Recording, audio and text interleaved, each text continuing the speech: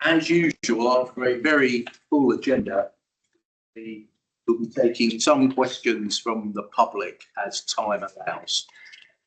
And the agenda sets out that as much as possible, we'll keep one question per individual.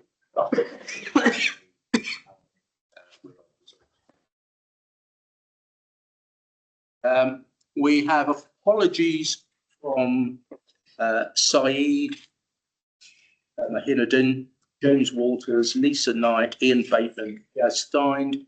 We have apologies from Pippa Nightingale, who of course has left her position as Chief Exec of London North West, and we wish her all best wishes in her new role.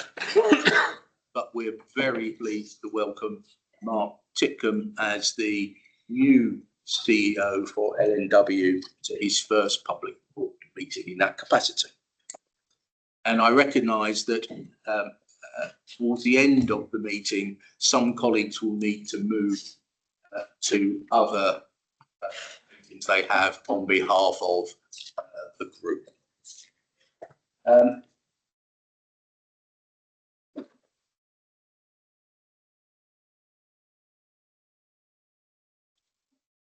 We have our usual statement of declarations of interest, which is completed on our website.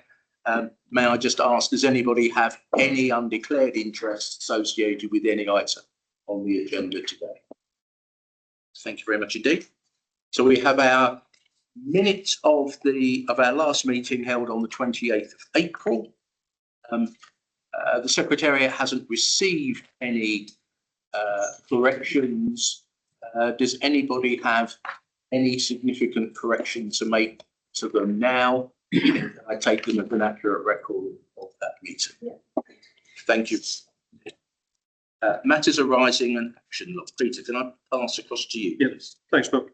We'll run through these item by item. So the first action was around the register of interest that we've talked about. That now has been completed and published. Second action item, there's a couple of things in here, was around the developing 26-27 priorities, and there were a couple of different actions in there. One was around developing the implementation plans, and we've talked about that to some degree in the private meeting we've just had. So the update is that we have developed PIDs for each of the priority programmes, but as we discussed earlier on, we now need to find or further develop the governance, the oversight of the delivery of each of those programmes. So we'll take that away. There's also discussion around how we then align those priorities with then the board assurance framework, and the work is ongoing around the development of board assurance framework at both group and trust level. So I had a really helpful meeting with the audit chairs last week, where we talked about the principles of board assurance frameworks at both those levels. Where there's some work to do. The aim is that we'll bring those back then through the audit committees and through the standing committees in some consistent approach to board assurance frameworks at trust level, and then also develop the group. And then as part of that work, we'll obviously map each of those priorities to one of those governance mechanisms in the group by the committee. So that's updates. That was lengthy update. The next action was around group level assurance on staff progression and inclusion through the group people committee. I don't know if I could look to Kevin to update where we got to. There's an update in there. Yeah, I think we discussed that programme at the people committee. It's one of the priorities that came out of the staff engagement. As you've mentioned, we've got a project initiation document. We've done some initial interventions on that, but we're taking that in October. Group people committee, one of the priorities that came out from the staff themselves, the biggest benefit for them of the group being about progressing within the four organisations in terms of their career job opportunities. Okay, thank you. Thanks, Kevin. And then the last action was around the board development programme, in particular focus around digital and data. which we have picked up. There is a wider action around the board development session in terms of picking up some of those strategic items and the board developments, which we will pick up in particular as we move into the next quarter. Okay, thank you very much, Dee. Any comments on any of that, colleagues? Sorry, just a minor correction. It says British Research Council, the Biomedical Research Centre. It's important. There is money available for developing research capacity, and so we want to try and use that to try and really drive forward the academic careers for nurses, midwives, AHPs, and pharmacists. Okay, thank you. We'll take that correction. If people are okay with those updates, thank you very much indeed, Peter. We'll move on to our patient story item. Something I know colleagues around this table always look forward and appreciate. And we're coming back to an item which I seem to recall when we were at the collaborative board having an initial conversation about the development of this. So it's fact that it'll be great to see how it's moved on time since inception. So our patient stories from an ongoing programme, as I say, to transform sickle cell care in West London, led collaboratively by Imperial College Healthcare and London North West University Healthcare in partnership with patients and people with lived experience and other service providers. We'll have a brief overview from West London Hospital Sickle Cell Network Manager Ralph Brown, Programme Manager Janine Cara. Welcome to both.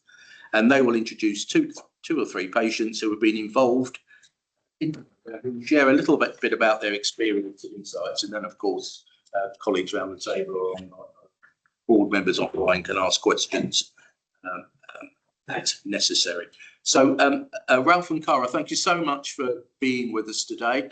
I can see you've got your slides up ready to go. So I'll pass across to you and let you have the floor.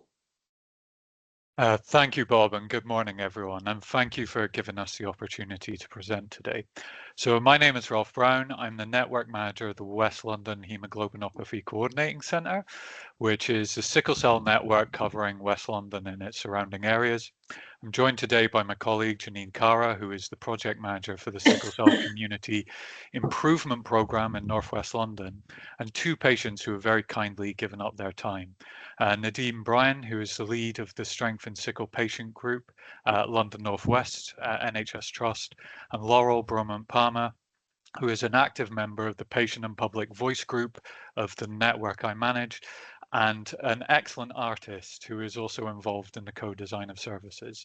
So just as a kind of brief overview / recap, what is sickle cell?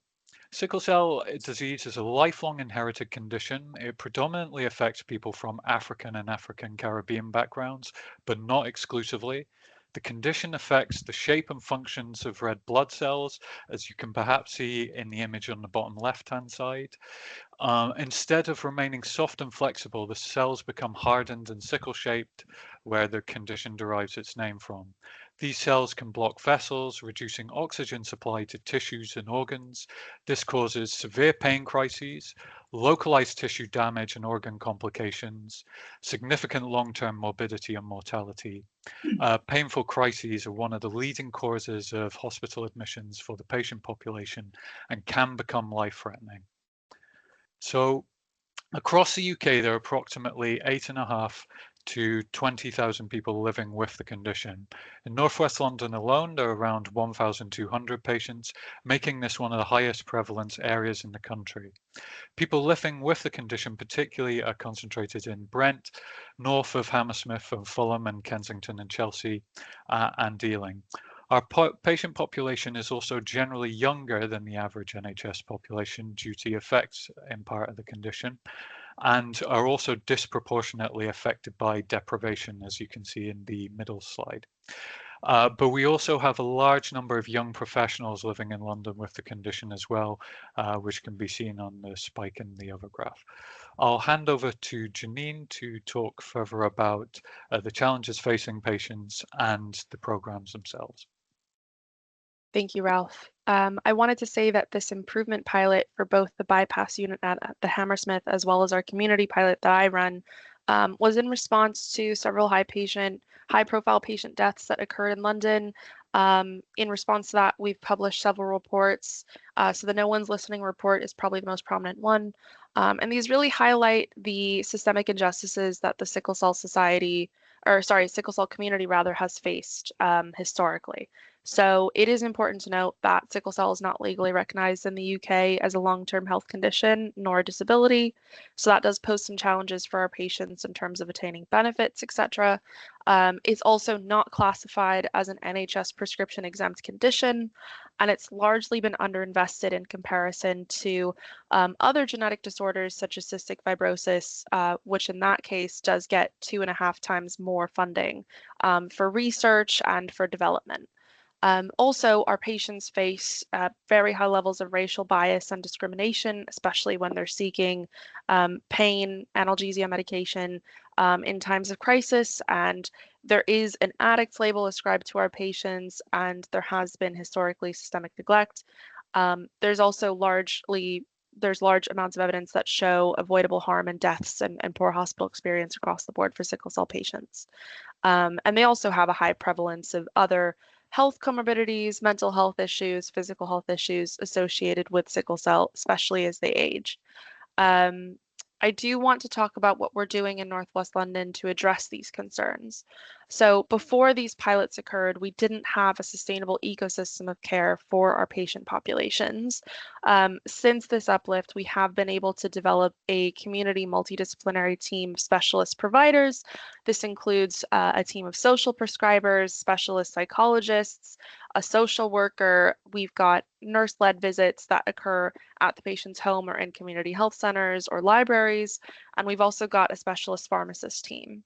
And in supplement to that, we've commissioned a charity, the Sickle Cell Society, to run a mentorship program for patients between the ages of 10 to 24, which is a particularly tricky time for sickle cell, to aid in that transition and to have an expert patient work with that young person in managing their symptoms. This is all designed to work together so that we can keep patients out of hospital to avoid those painful crises that Ralph demonstrated in the first slide. We've also developed a monthly meeting where we review these high-risk community patient cases with both the consultant and the GP on the call. Those have been immensely helpful, especially for those patients that are high-frequency utilizers of emergency services, to make sure we're addressing those psychosocial issues that keep them in hospital. But if they are in hospital, we do have a 24/7 hyperacute unit at Hammersmith Hospital. This has been immensely helpful for patients to build trust with the NHS and to know that they've got specialist nurses that are there for them and specifically trained. This is only emergency care for hematology and renal patients. We've been open since 2016. We've actually pioneered this model for the rest of the UK, and other hospitals across London have been commissioned to create a bypass unit, such as the one that we've had. We are open 24/7, as I've noted, and since the uplift, we've actually developed from 9 beds to now 13 beds, and we've also increased the amount of space, so we now have a side room at Hammersmith Hospital as well. And then we also have a service level agreement with London Ambulance Services to bring our patients to this unit. What we've also implemented as part of this uplift is across London, we now have universal care plans for our patients.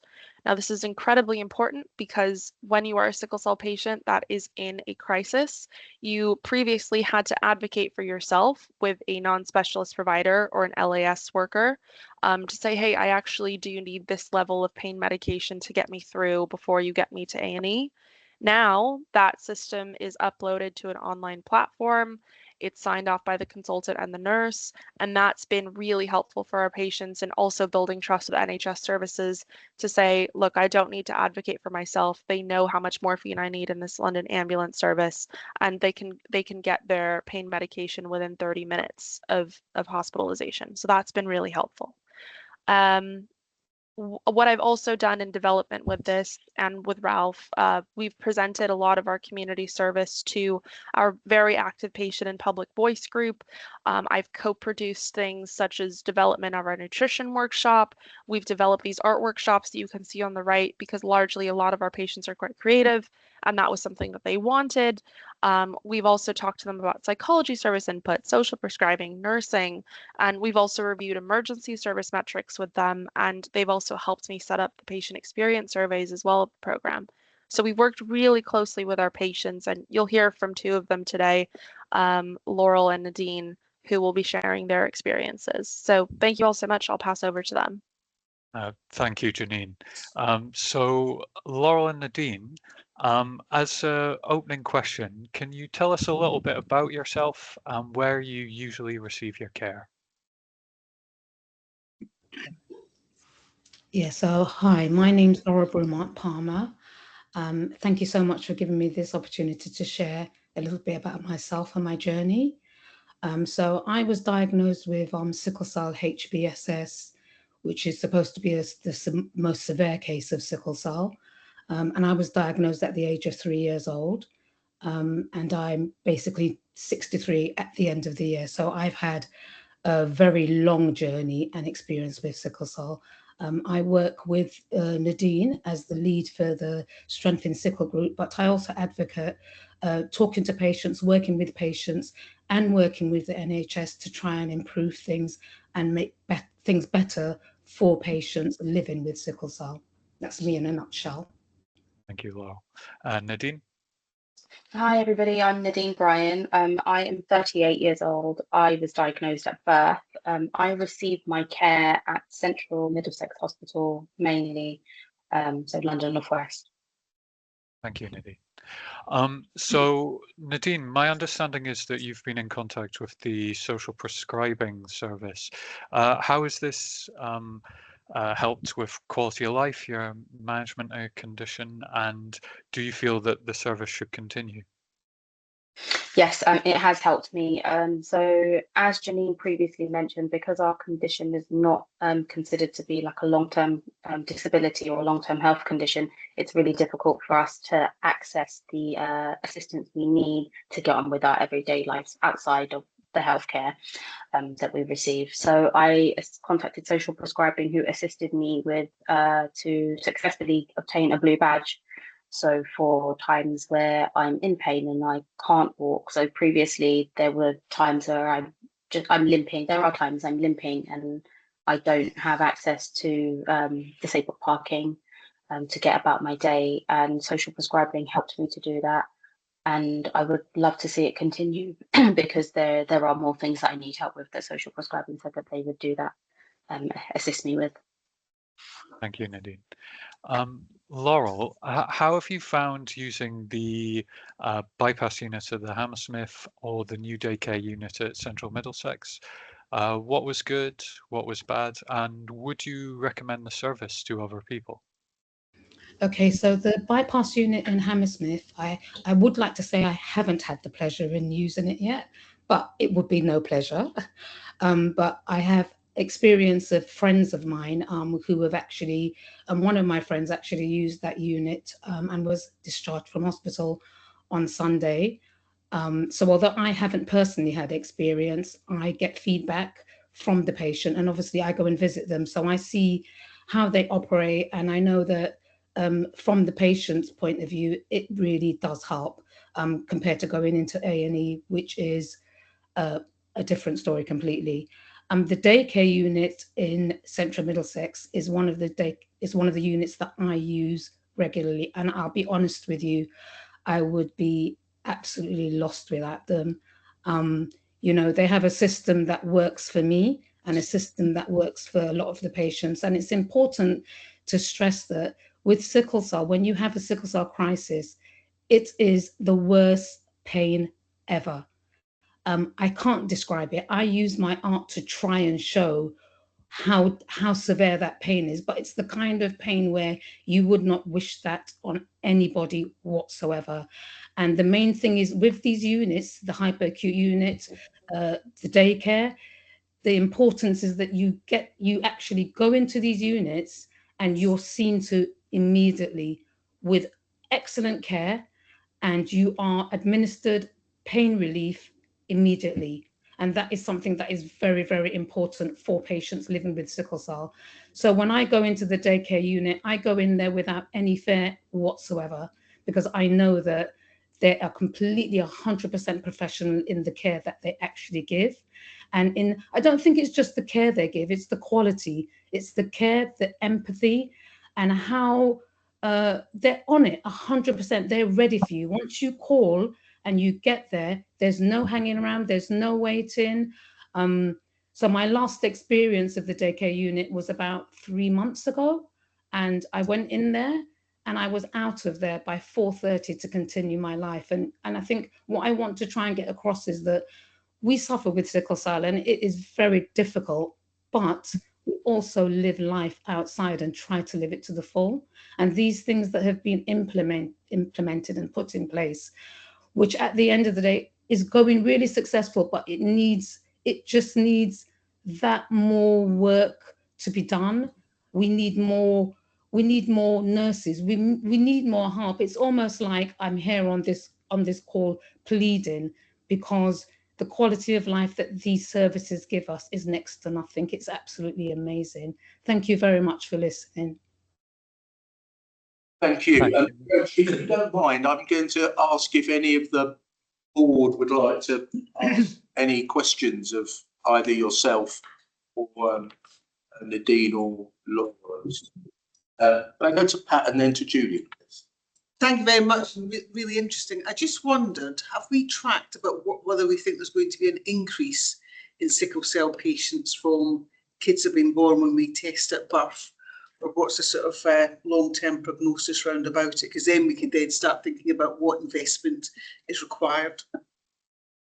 Yeah, so the Northwest London sickle cell population has remained relatively stable. There's been maybe a little bit of an increase over the last few years.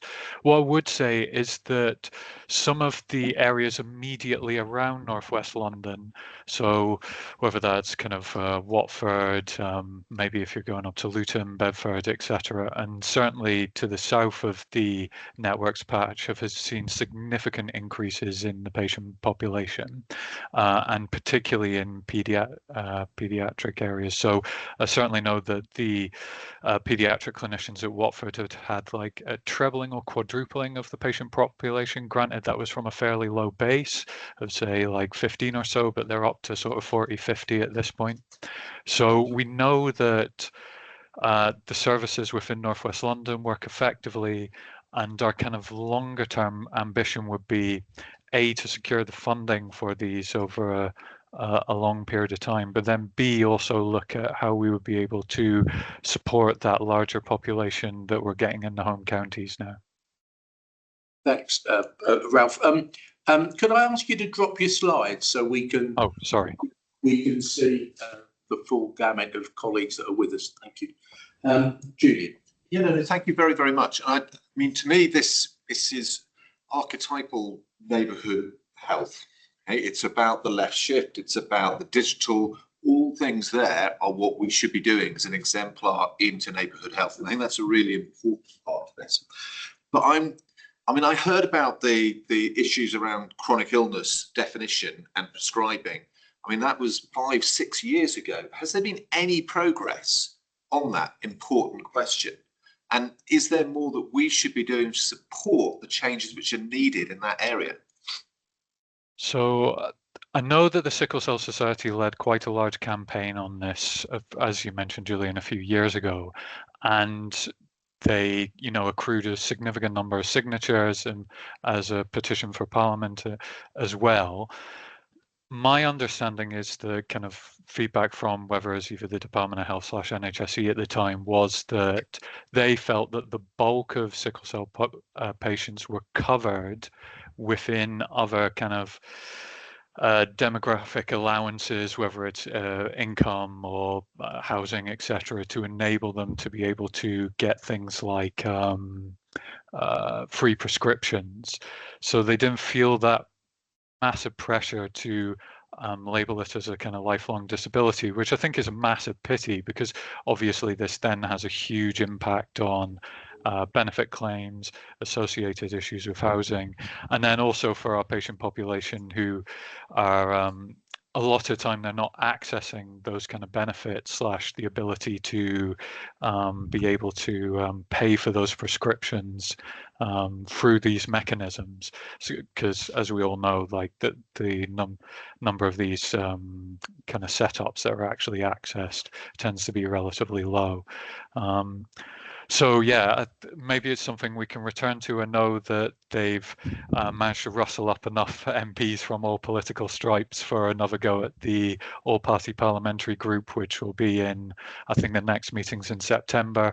So hopefully that can be brought up again as another challenge alongside the ending of the pilot projects funding. We'll take one more question, please, because I'm conscious of time today. Vanita. It's more a comment, really. I went to visit Hammersmith Hospital last week or so and saw the cell dialysis. And there I was told that there's a new treatment. I think that's been approved by NICE, CAR-TD, if I remember. I'm sure someone's going to correct me. But my understanding was it was very expensive and had been approved and would require a single transfusion when people were in emergency rather than frequently. So I don't know if that is a lens that the NHS is looking at things to reduce the overall cost and whether that links at all with the left shift concept. Tim, please correct me. Yeah, so just a couple of things. So I think we're very, very conscious of the fact that we're lucky to have this, and we are determined to keep going with this. I think the funding is constantly an issue, but the shocking fact is that if you look across the country, the number of people who get their analgesia within 30 minutes of arrival is shockingly low. It's on the order of 20 to 30%. I mean, it's really dreadful. So having this specialist unit where we can get well over 80% of people getting the treatment. I think really it's really helpful that two local MPs, Andy Slaughter and Ben Coleman, came to visit the unit with the CEO of the Sickle Cell Society not so long ago, and I think that's helpful. I think to Ralph's point, they're very keen to agitate in Parliament to try and get greater recognition for this.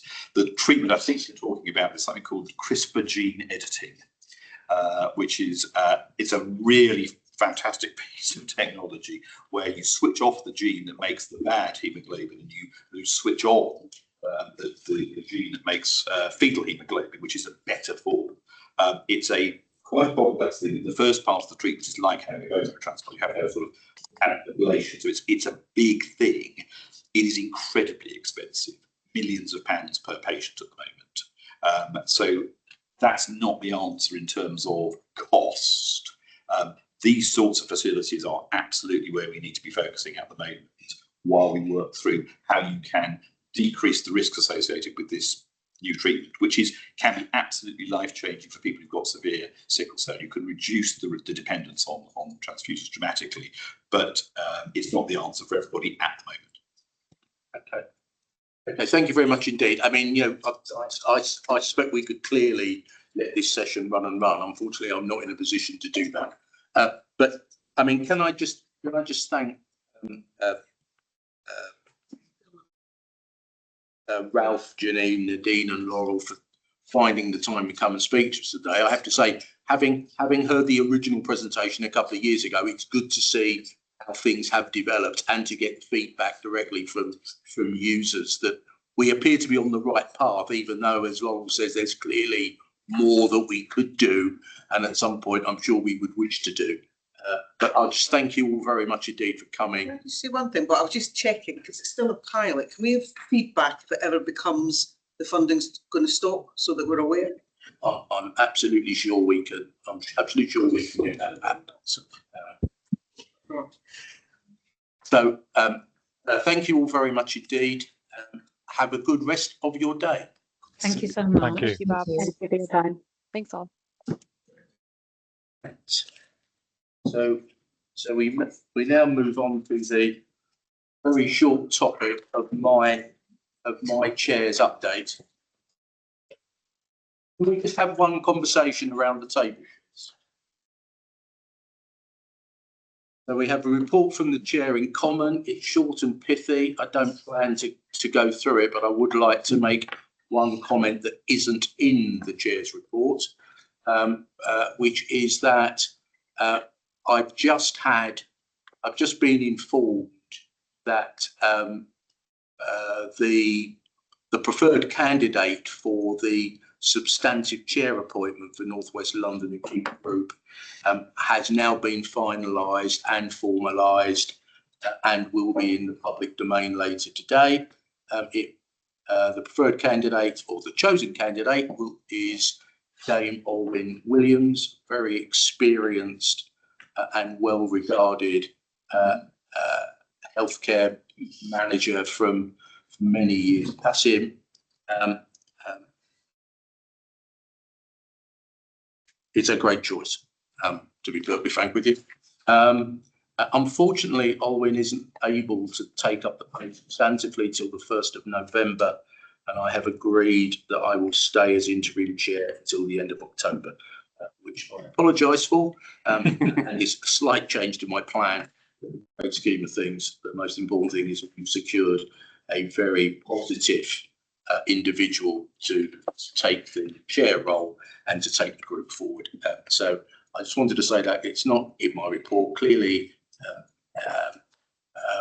the report is self-explanatory. I would just like to put on the record, of course, that we have just completed the round of annual member meetings and general meetings. So all our statutory duties as sovereign bodies have been fulfilled. And I thank everybody that came and helped and supported those. I thought they were all excellent. They were all different, but they were all excellent. And I hope as many members of the public who were with us today had the opportunity to either attend those meetings or see their streaming online at a later event. So I'll take any questions, but in the expectation that there aren't any, I'll move on to some of the more assurance matters we've got to deal with.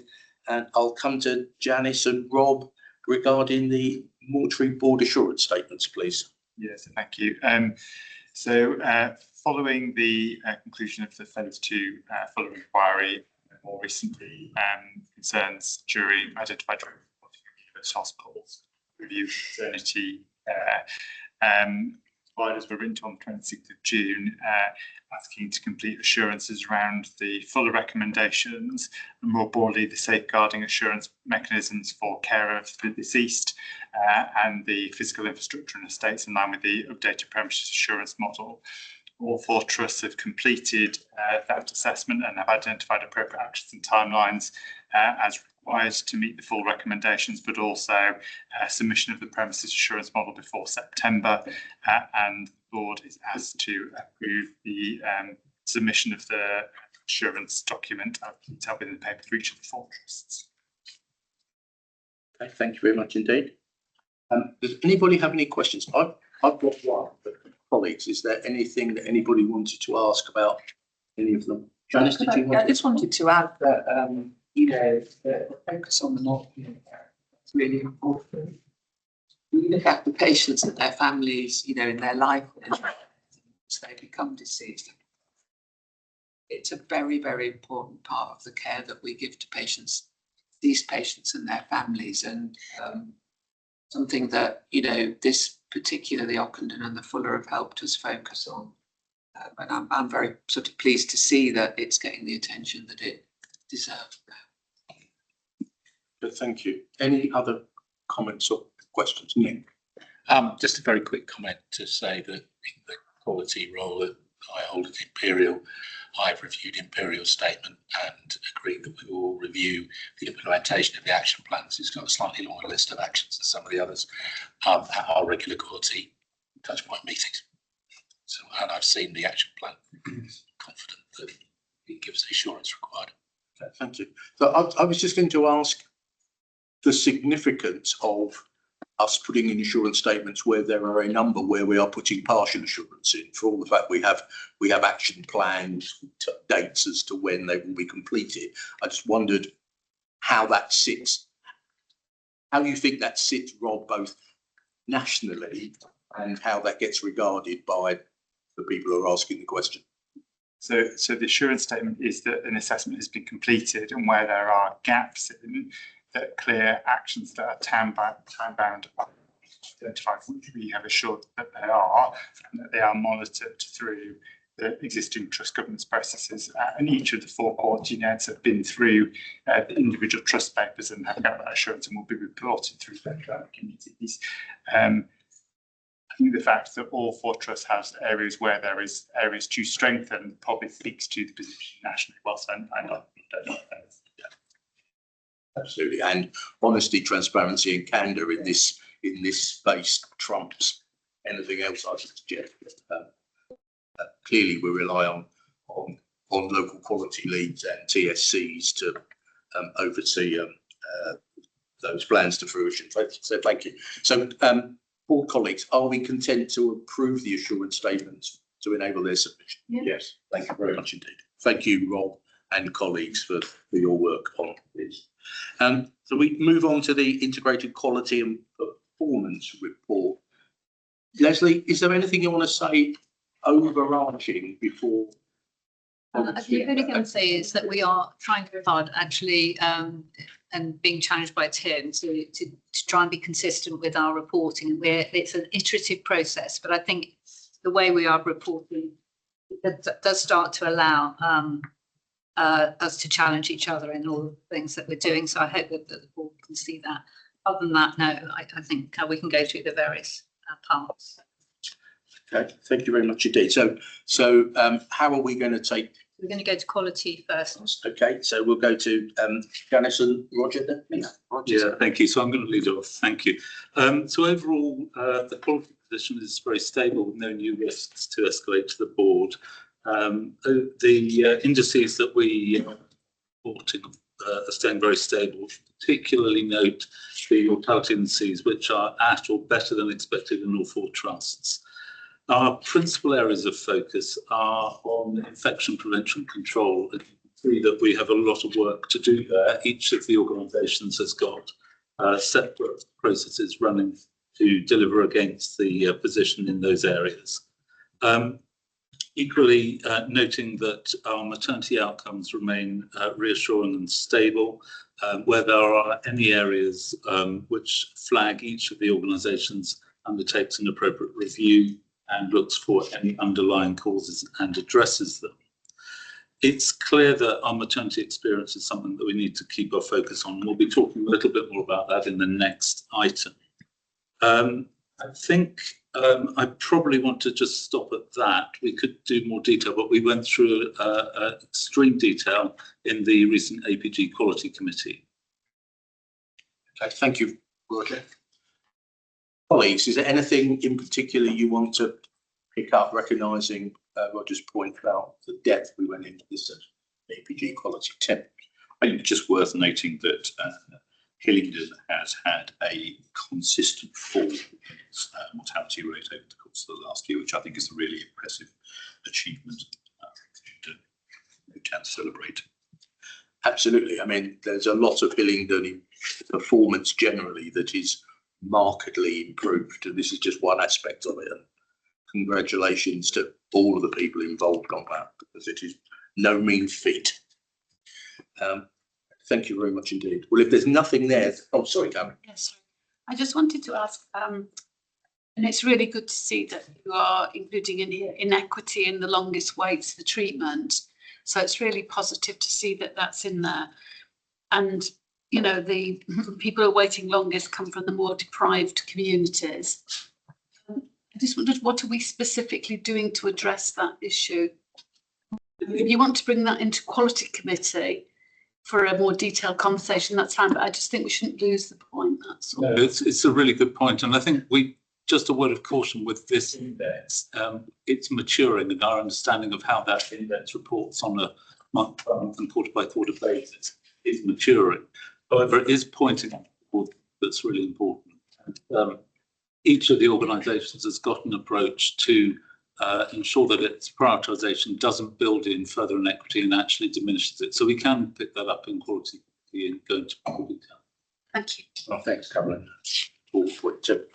Yeah, I mean, it's really important. So I think we're doing some work actually. So I chair the Learning and Innovation Network care for London. We've actually created a toolkit which we can roll out across the whole of the county, which looks at the interventions that we think make the most difference to using DNAs, and some quite helpful work around when you text people to get the most advantage of actually getting them to turn up, how you can use two-way texting to, like, restaurant reservations, so that you know someone's not engaging appointments, and then identifying high-risk populations and actively phoning them to make sure that they have engaged and not. So there's quite a big menu of stuff that we are working through to try and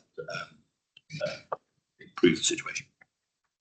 Okay, thank you very much indeed. Nick? Sorry, I just had one question. I was looking for a note I'd made. I think the news about Hillingdon's mortality is really excellent, as has been stated. I just had one comment about the chart. Given it's shifted from around 100 to 88, why is the last column still saying as expected, when, as I understand it, 100 is as expected, not lower than expected? So the bracketing of the as expected group to allow for confidence intervals. So it is below 100, but it's still within the range of errors, which gives it the as expected group. Towards sit on the far, won't be far before, not below the dotted line. Okay, below the solid line, but not the dotted line. thank you. Nation. I just had a question on access to diagnostics, which is obviously an area of concern, and it says somewhere that there's a recovery plan because the additional capacity offered by CDCs is not delivered. Can you just tell us a little bit more around why they've not delivered and what the recovery plan? I'm sorry, We I can't didn't hear what you... CDCs, It's about diagnostics. access to We diagnostics. can do it during, we can do it now, we were going to do it during the operational. Okay, well, let's hold it, and Alan, you perhaps you can pick it up when you're going through the performance piece. Any other sort of questions about quality? If not, I'll go across to Rob for the maternity review item. Rob just covered. Oh, sorry, apologies. The metrics in terms of the maternity item. Apologies, I lost my thought there. So the paper within the pack talks around the current position around maternity landscape. So colleagues will be very aware of the recent two publications nationally around Don Rockins' review into maternity, University Hospital Nottingham, but also Baroness Amos's independent review nationally into maternity care. Whilst both of those reviews have been published and contain a number of recommendations, the national team will consider through the maternity panel a set of national recommendations that are due in December. In the interim, trusts providing maternal care have been written to with an interim 10-point plan for immediate actions. The 10 actions are detailed within the paper. The paper outlines an initial assessment as to where we are as for trusts around some of those elements, such as how we start to think around the voice of women and how we capture that. But it also details a number of asks for providers, such as a self-assessment within the triage guidance that has just been published within the next 3 months, with a full plan to implement by the end of the year. Full plan to implement the maternal care bundle by the end of the year.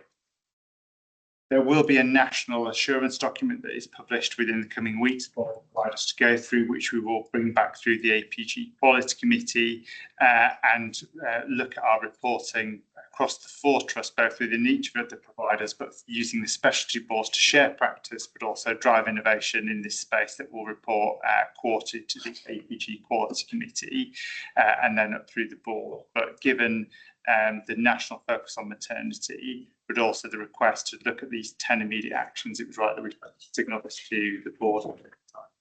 Absolutely. Very important. Seen to be completely on top of this subject.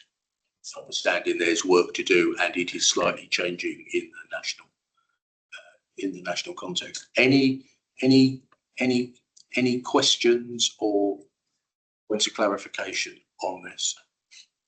I just wonder, Rob, given the fact that things are moving so quickly, recognising that sometimes our committee cycles don't naturally work with national timeframes, can I just ask if you can make sure that quality leads locally in particular are kept abreast of how these things are moving, just almost sort of informally before it comes back through the next set of cycle.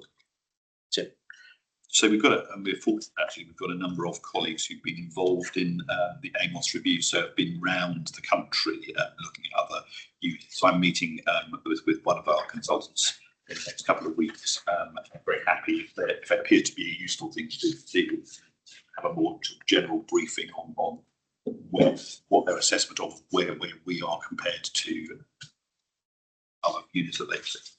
Thank you very much indeed. If there's no other comments or questions, colleagues, then we know the report. And Rob, thanks very much indeed for working so quickly to get this sorted for us to have the main here today. Roger, I think I'm coming back to you for the learning from death. Certainly can do that. I don't know if you wanted to go back to the performance of the report at some point. I'm sure I am, but I was going to pick it up later on in the agenda. We deal with finance and performance. I was going to pick it up there. Thank you. This is the Q4 report, which is a statutory requirement, looking at learning from deaths. And as noted earlier on, we're working in a system which has got incredibly positive mortality indices. And this is underpinned by our surveillance processes in each of the organisations, which are very robust, looking for and generating learning on all care aspects, not just those specifically related to the death of any patient. We've got no new areas of concern to highlight to the board, and recognising that there remain the common themes that we're dealing with, which play through into our quality priorities, such as the escalation of detection and escalation of deteriorating patients, the planning of future treatments and communication with patients and their relatives. I think we should note this report requires our note, and that it recognises the huge amount of really strong work that is done in each of the trusts. Thank you very much indeed. As you say, the detail of this has gone through each of the individual trust standing committees for their local positions, and we've already noticed the marked improvement in aspects of Hillingdon's performance around this, and that's made very clear in this report. So, colleagues, are we happy to note, recognising completely that TSCs will stay looking at this, as will the Group Quality Committee for the remainder of the year? Thank you very much indeed. Alan, can I come to you for the 7-day services and annual report, please? Thank you very much, Chair. So for the public, I'm Alan. I'm the Chief Medical Officer at Hillingdon. I'm also the Managing Director. The paper here is just for us to note, 7-day services annual report has been reported since before the pandemic. It reports on 10 standards, 4 of which are nominated to be priorities. Each of our trust has produced an annual report, and the highlights we have summarised is in table 1.3. This has been seen at our trust standing committees. It's also been seen at our APG EMB. The headline is there are no areas of non-compliance. There are areas where we vary in how we describe the compliance that we've got. We vary also how we report, which forums we report this to through our different trusts, and how we actually describe the compliance, as I've already said. The templates and the data periods that we use aren't homogenised across the trusts. All of these things will be rectified for 2026. So the effect of all of these things is that London North West acknowledges that there is an effect on its flow due to its weekend working. I think Imperial have spoken a lot about internally about the neurosurgery. It's an area of concern, but they've got appropriate actions that have been seen by their TSC. And just to underline, there are no significant concerns about patient safety nor mortality. And to reiterate what I said before, I still think it's good to show honesty, transparency and candour in this space. So seeing partial compliance with actions to take is an assuring an assuring position in itself, I think. Yes, sorry, Dylan. All I was going to say is just to put in a context of this. This is part of NHS planning for, to map out where you do need to expand and extend services and potentially to map might cost future. Are there any other questions or colleagues? If not, then can we note the report and note Alan's commitment to homogenising aspects of it for when we receive this report in respect of 20. So, okay, thank you very much indeed. Pat, as chair of the group quality committee, you've got your. Is there anything you want to bring out? It's just literally for noting, and I think that the last meeting was a good meeting. We started to sort of a beat and a structure to it, which was helpful. Thank you. Any points of clarification, questions for Pat? If not, then thank you very much indeed. Thank you, Pat. Very, very helpful report. Kevin, can I come to you then for the people aspects of IQPR, please? Yeah, so there are some good things in the IQPR in terms of the people metrics, but we're focusing really by exception on the ones that are not performing, two of which are sickness and the model employer goals.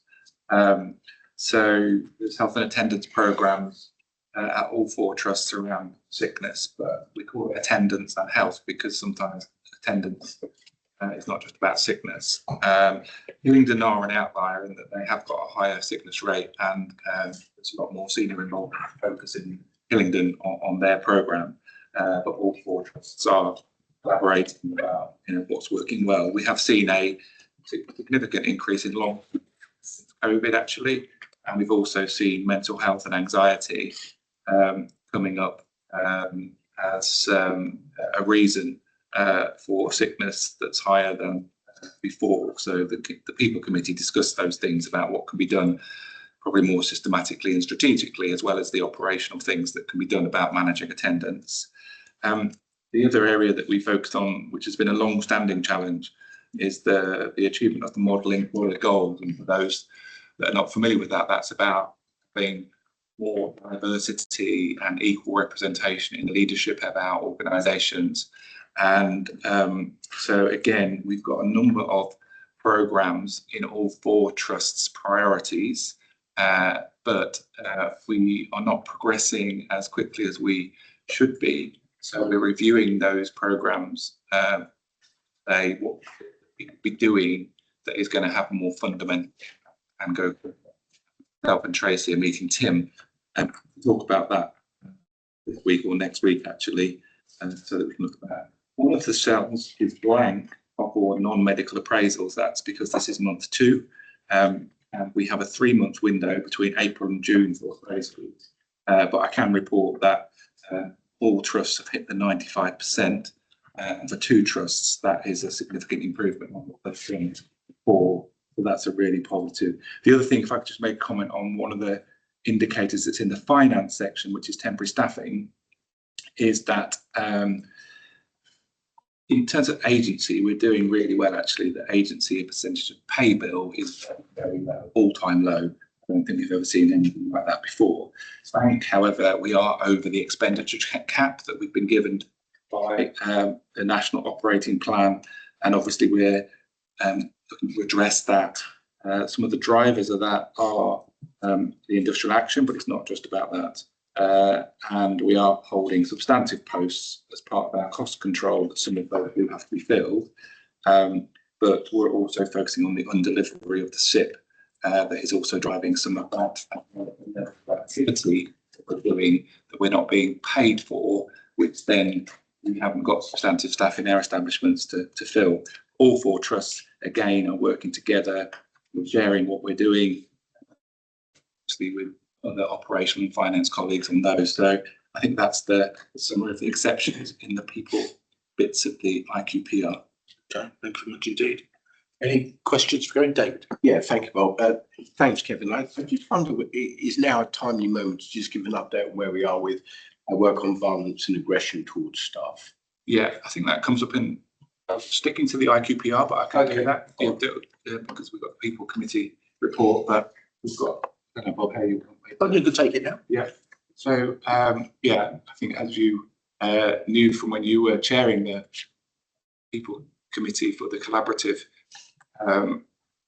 David, we've had violence and aggression sort of programs in all 4 trusts, but what we've now done is brought together a group violence and aggression group to look at what we can do more significantly to share and roll out learning. So I'm chairing that. We had the first meeting of that in July, and we've got our second meeting on the 26th of August. And what we did was mapped all the data from the 4 trusts, look at staff survey by the 4 trusts, look at what all the 4 trusts were doing in terms of interventions. And I think it's in one of the reports of just a summary of where we then want to prioritise, because we can see that some trusts are doing things that not everybody is doing. So, for instance, are we maximising the use of body cameras? Are we maximising the opportunities in terms of how we use security for prevention? And I think the notion of prevention, support, and follow-up is probably a common theme as well. That we can look at. And some of the policy work about excluding, people when they're violent and aggressive, and what is the driver and some of the causes of the violence and aggression. Is it a underlying medical condition? Is it some of the things that we do that might trigger people to get aggressive? So it's all, I think we're in a good place. There's a lot of enthusiasm from vets that attended that because they feel there's a potential, I think, to do something good. Thank you. Thank you, David. Benita and then Nick. Thank you. Talking about the People Committee report, you mentioned here the MAN review and the requirement for the adoption of 2 definitions on racism and anti-Semitism, I think. Can you explain to us where we've landed on those discussions? Yeah, so we had a discussion in the People Committee, but then myself and the 4 NED leads on people also met, although it was a phone conversation with Baljic because she was just about to go on leave, but with we felt that we shouldn't rush in to signing up to some definition, particularly with the complexity and the challenges about a few things. I think, first of all, there are court cases going through the courts about some cases that we felt that we want to at least understand the implications of those cases, depending on how quickly those cases are going to be heard or resolved. We would ideally want to make sure that either they're concluded and we can take that on board, or we're at least assured that the risks around those cases are managed locally. Secondly, we feel that this is an area where we need to engage a number of staff networks and make sure we've engaged staff in this means. And from both of those things, we then need to make sure that we put in place the protections and the mitigations, that we are clear about how we then manage situations where there's a number of cases coming through now in terms of equalities where the right to one thing potentially conflicts with the right of somebody else for another thing. And the definition of biological sex is, another case. And so we need to make sure we're really clear about how we work through those things. So our position is that we will not be saying on the 31st of July that we have adopted the definitions. We will do the work that I've described, and then we will make a decision at some future point about if or how we adopt those definitions. I think it's somewhere in. Did you want to come in on this Yeah, point? actually, so I think also we've had a discussion across the whole patch that says actually our language about inclusivity and making our staff feel at home, belonging, and need our patients was the way that we would want to frame that rather than exclusive language. Very much. Nick, you wanted to. Yeah, I had a question about the detail of the report and about the vacancies, which is showing us low. But in the actual IQPR, you highlight, this is sort of a crossover between people and quality, a few areas where there are vacancy stresses. I don't see that mentioned in the people report. I'm just concerned that we should be aware of and sort of address it where there are really hard to recruit areas of difficulties, where it is impacting on delivery of service, and make sure that we don't take a overall view that vacancies are fine, to not look at the areas where we have got high vacancies and there may impact on service delivery. Yeah, we've actually, one of the things we achieved is the creation of a single recruitment hub for the group.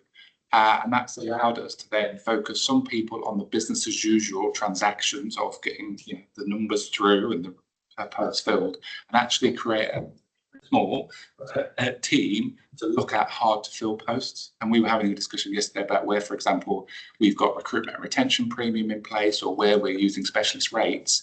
We should be looking at those staff groups to see whether we put extra focus to have a group approach to getting people into posts where they're vacant. So I think that's right. The other thing that we're developing through the workforce information work we're doing are better portals that allows us to drill down right down to departments and understand where actually, what you say, turnover, vacancies might look okay, even at a divisional level, but as you drill down, there are pockets where a vacancy position is causing a problem, both in terms of quality or driving agency or that.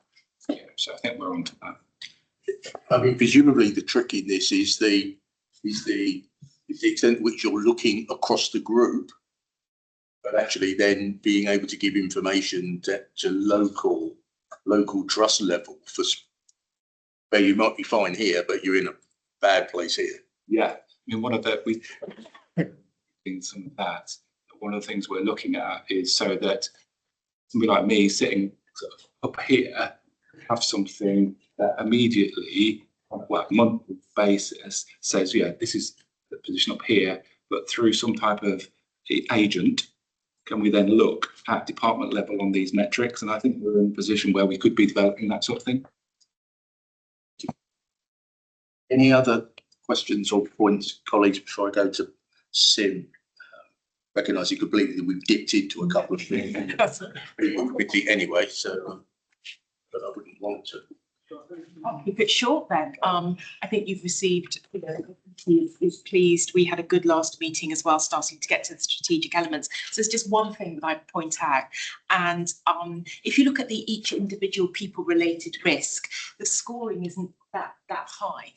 We recognise the people committee. Actually, if we don't get our people elements right, this could constrain the delivery of the group model and delivery of our local services. So whilst individually each risk is scored not that high, we are really alive probably to the fact that we've got to look after our people. It goes without saying, but things like appraisal compliance being really high is one of those things that really show our individuals how important they are. And so, balancing the squeezing and remaining within financial constraints, as well as keeping their experience of working with us strong, positive. So that constant balance is what we're looking at Group Committee. Thank you. Thank you very much. Any questions for Sim? No. In that case, thank you very much indeed. We note both those items and we move on to the finance and performance section of the article. Alan, I'll come to you to sort of lead us through the service performance element, and you might want to make sure you pick up Vanita's point on diagnostic improvements required. Thanks very much, Chair. Due to leave of others, I'm presenting on behalf of the COOs and MDs. I'll bring out a few exceptions from the 4 sections of RTT, diagnostics, cancer and urgent care. RTT, will be very quick, it's an improving picture across the APG. Even waits and long waits as well.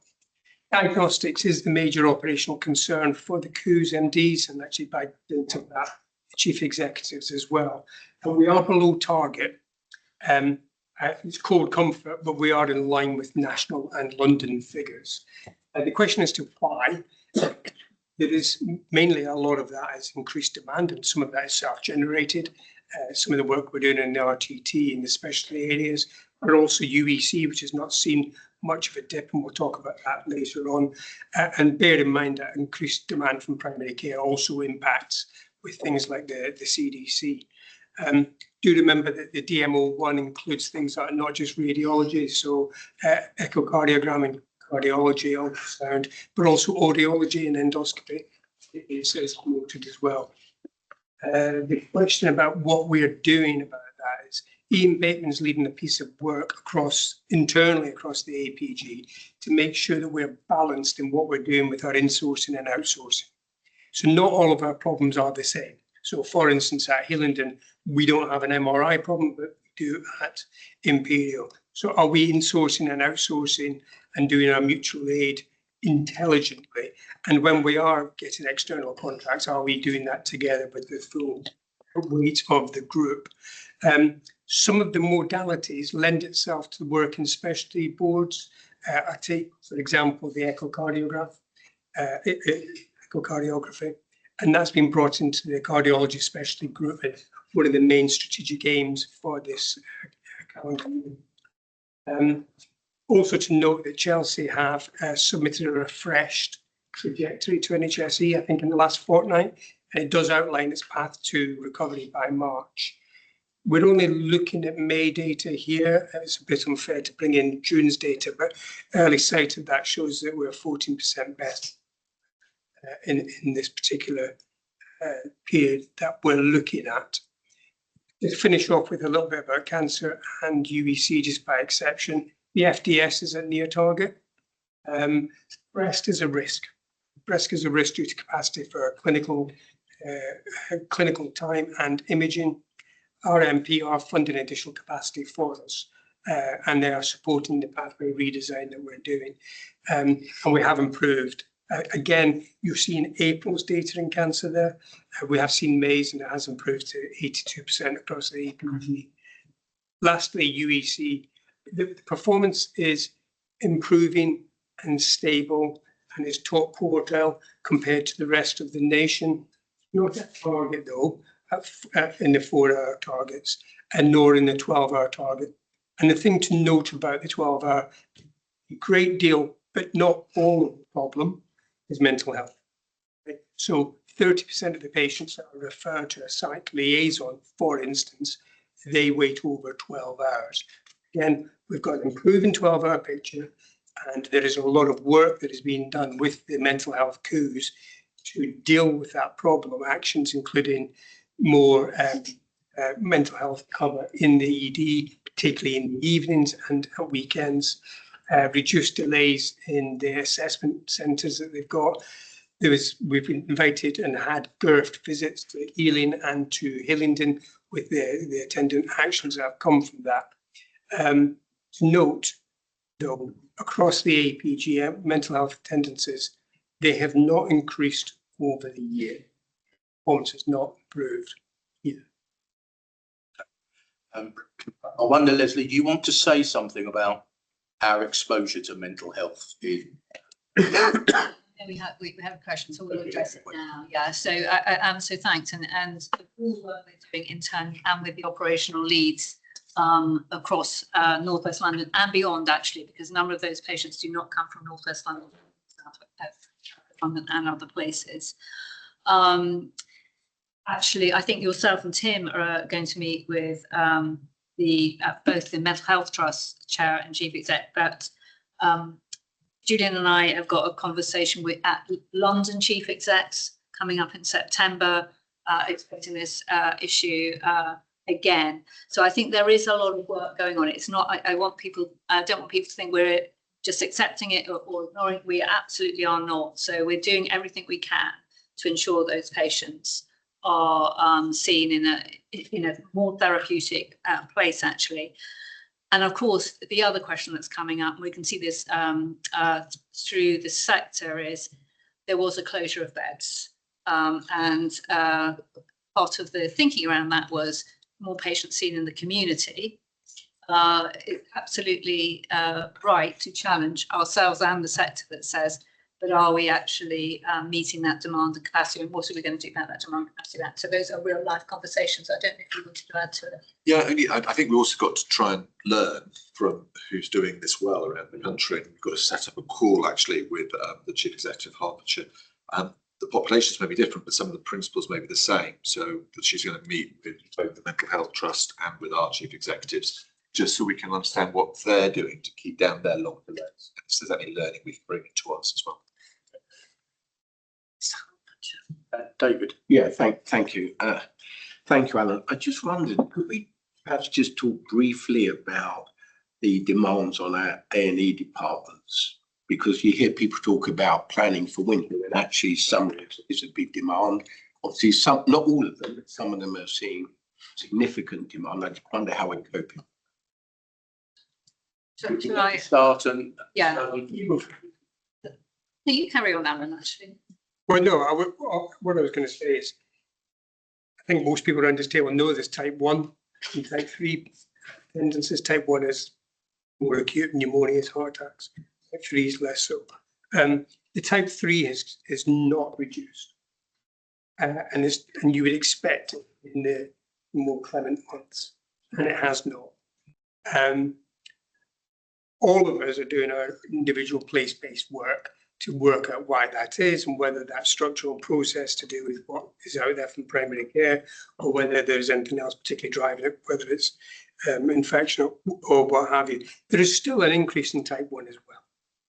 Okay. Less though than type 3. So, most of the year for COOS is predicated on 3 or 4 months where it's a little bit easier, and we've not experienced that. And some of that's also coincided with the very high temperatures that we've had. I'm not drawing a cause and effect with those things, but it's been hard to operate the hospitals at that same time. I was going to say, just to add, we are sorry. I've got my expert sitting next to me, but never mind. But I think that bit that says, "Are we being consistent about our approach, particularly to type 3s," which is, are we redirecting to pharmacy and to GPs? Are we giving advice? Are we doing enough? And we had a discussion with our local authority colleagues about how we talk to our population at large about appropriate use of ED as well. So all of those conversations going on. Sorry. No, I think it's really important. And I think you're absolutely right about type 1, type 3. There is a change in demographics on type 1 as well, which is reflecting the general population as we're getting more older populations. And that reflects in some of our length of stays. That's why we have to get on with the neighbourhood areas around frailty. How do we care for patients better in the community to prevent them coming in for extended stays within the hospital? And that is absolutely where neighbourhood should be focusing. Mark, and then yeah, I just wanted to add. I mean, conscious that the Northwest probably has the, the Northwest certainly we have particular pressures in this area. I think we're trying to, as Alan said, we're trying to understand a little bit around other learning that we can take from place-based initiatives. We've seen what's gone on in Hillingdon. I think we've made a lot of progress in Ealing, but we need to do the same in our other boroughs. So that's a focus for us. And then also, I think there's a bit around just making sure we're using external support where we can. So we have a GERF visit to London Northwest tomorrow. We obviously have CQC at the moment looking at our as well. It's just a case of making sure we're using some of that support correctly as well, and a pretty comprehensive flow program to look at that. Because, as we know, it's one of our focuses at London Northwest, which is to get out of corridor care as soon as we can. We're pretty focused on that. Yeah, just to back up. It is different in the different EDs. So Norfolk has seen a very significant increase in type 3s, really no significant increase in type 1s. Emergency admissions not dramatically. Charing Cross has seen a significant decrease in type 1s over the course of, I think Mary's is sort of vaguely static. They're all different, I guess, and therefore the solutions potentially are different. I think what we do need to do, and Julian's references, we need to make sure that we're getting our collective expertise to try and understand what's driving it in each place and deal with it. And we also need to think about what are the things we need to do at the front door, what are the things that are fundamentally exit block. And a big issue for us is obviously this issue about corridor care and making sure that people can move into beds. I think that's a really important issue. I do think the electronic registration of patients that's being piloted at Northwick at the moment would be a really interesting and important thing to get rolled out across the group before winter is upon us, because I think in terms of redirecting people away who don't actually need to be in the emergency department, that would be one helpful way of doing that more effectively. So I think people are doing the work, but it's interesting that it's not quite the same across the patch, and we do need to make sure that we've got horses for horses. Thank you. Okay, colleagues, thank you. Any other questions on? Well, just to say that everybody, in your report you talked about the oversight framework. We've had the new guidance of all of the new things that have to be included. So just to reassure the board that we're working through those for each of the trusts to make sure we understand where we are. I mean, clearly there's there's a lot of this which is us looking at ourselves, but across the group to see where there's internal learning. I think that the conversations with partners doing absolutely the right space. The learning from others will be very different types of patch, but maybe they do something in a way that we take. I have to say the word that I never heard mentioned or in any of this is where our strategic commissioning thinking is. And I do wonder if the next time we speak about this, we can also speak about the extent to which our strategic commissioner colleagues are engaged in understanding of the conversations that providers collectively are having to address what looks to be a demographic stroke structural issue as much as I think it's internally issue. Can I offer then, because Tim has sent me to sends me to the ICB board, and Bob is going to strategic. Should we bring something together next time to? Would be very helpful. There's a clinical leads meeting for the first time this afternoon, so I will take the essence of this conversation into that discussion this afternoon. Thank you very much indeed, Bob. Thank you, colleagues. Okay, if there's nothing else on the service performance aspect of it, then thank you, Alan. And Vimal, can you take us through the month 2 finance, please? I will do briefly. Month 2, the group reporting a year-to-date deficit of 19.5 million, compared with a planned deficit of 11.7. It's an adverse variance of 7.8 million in month. Position was an adverse position of 7.8 million in month. Position was 7 million deficit, which is 400,000 adverse to the monthly plan. So whilst the in-month position is only slightly off plan, the year-to-date position continues to reflect 2 key pressures. The first pressure is efficiency delivery. We've delivered 22 million efficiencies to date against a plan of 29.2, leaving £7 million adverse variance. Across the trusts, current identified schemes range between 79% and 94%. So there remains further work to do to identify the remaining and negotiations against those. The second key issue at month 2 was the impact of resident doctor strike in April, which remains unfunded and is estimated at about 5.5 million. There is no agreement from Manchester England that funding will be coming, so it's on trusts to find the funding for that within their own reserves or further CIP. On activity, we are seeing volumes, and Alan talked through some of those.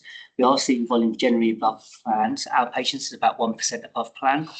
Elective and day cases 2% above plan. Bear in mind, most of those are on a cost and volume contract apart from follow-ups. A&E and urgent care, we did receive 2.6% growth, but we are still seeing activity above plan by about 3% in many of the areas, and short stay non-elective is 5% above. Now, do bear in mind, this doesn't always translate into money based on case mix, so the type of patients that we see. But also, and so for urgent emergency care, we're estimating 300,000 underperformance against plan, because whilst we're seeing significant level of reactivity, urgent care activity, it does attract a slightly lower rate. So that's £115 effectively for every urgent treatment centre patient, and also that overperformance is only paid at a marginal rate of 20%. So just bear that in mind in terms of how it feels from an operational point of view, but what it translates into money itself. In terms of workforce, whole time has increased just slightly. If you're comparing months 1 and 2 this year with month 1 and 2 last year, by about 0.2%. Finally, just in terms of cash, we remain in a strong position.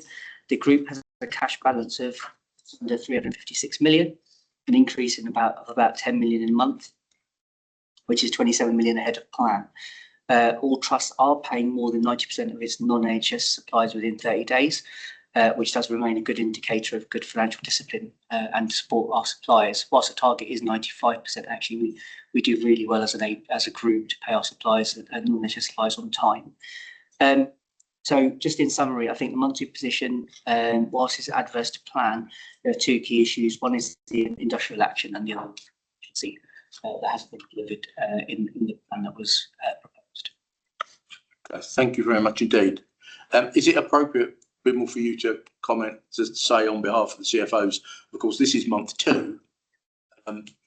In the later group finance committee, we referenced that at month 3, all organisations had delivered financial results that met their first financial plan. That's right, and we have shown a break even against plan. We have mitigated the industrial action by non-recurrent areas, but that does mean that we don't have that flexibility in future months. Thank you very much indeed. Any questions from Bimal about tools for 2? Vanita. Excuse me. Sorry, you were talking about this demand, and I'm wondering if you're seeing in the numbers those areas where there's more effective neighbourhood working that is keeping the demand down, or is this just a general thing that demand has increased, particularly in A&E? I think it's generally increased in most organisations, especially in the outer. If I look at West Mid, London, North West and Hillingdon, I can see type 3 activity, which is Brent, Harrow, Hillingdon and Hounslow, more of an increase. But I don't think I think they've all increased, but maybe not over and above plan. If you think about our plan, has already got a 2.6% increase. So they're all above last year's activity, but some organisations slightly below plan. So Hillingdon, it's relatively effective neighbourhood working, isn't managing to keep that. No, It's not what we're told. That's why I was trying to triangulate that. So I think the work that the Hillingdon Healthcare Partnership is working very effectively and can demonstrate a reduction in both A&E attendances and admissions. I actually can't do that better than I do. There are some important things, because I do think we need to look at Hillingdon.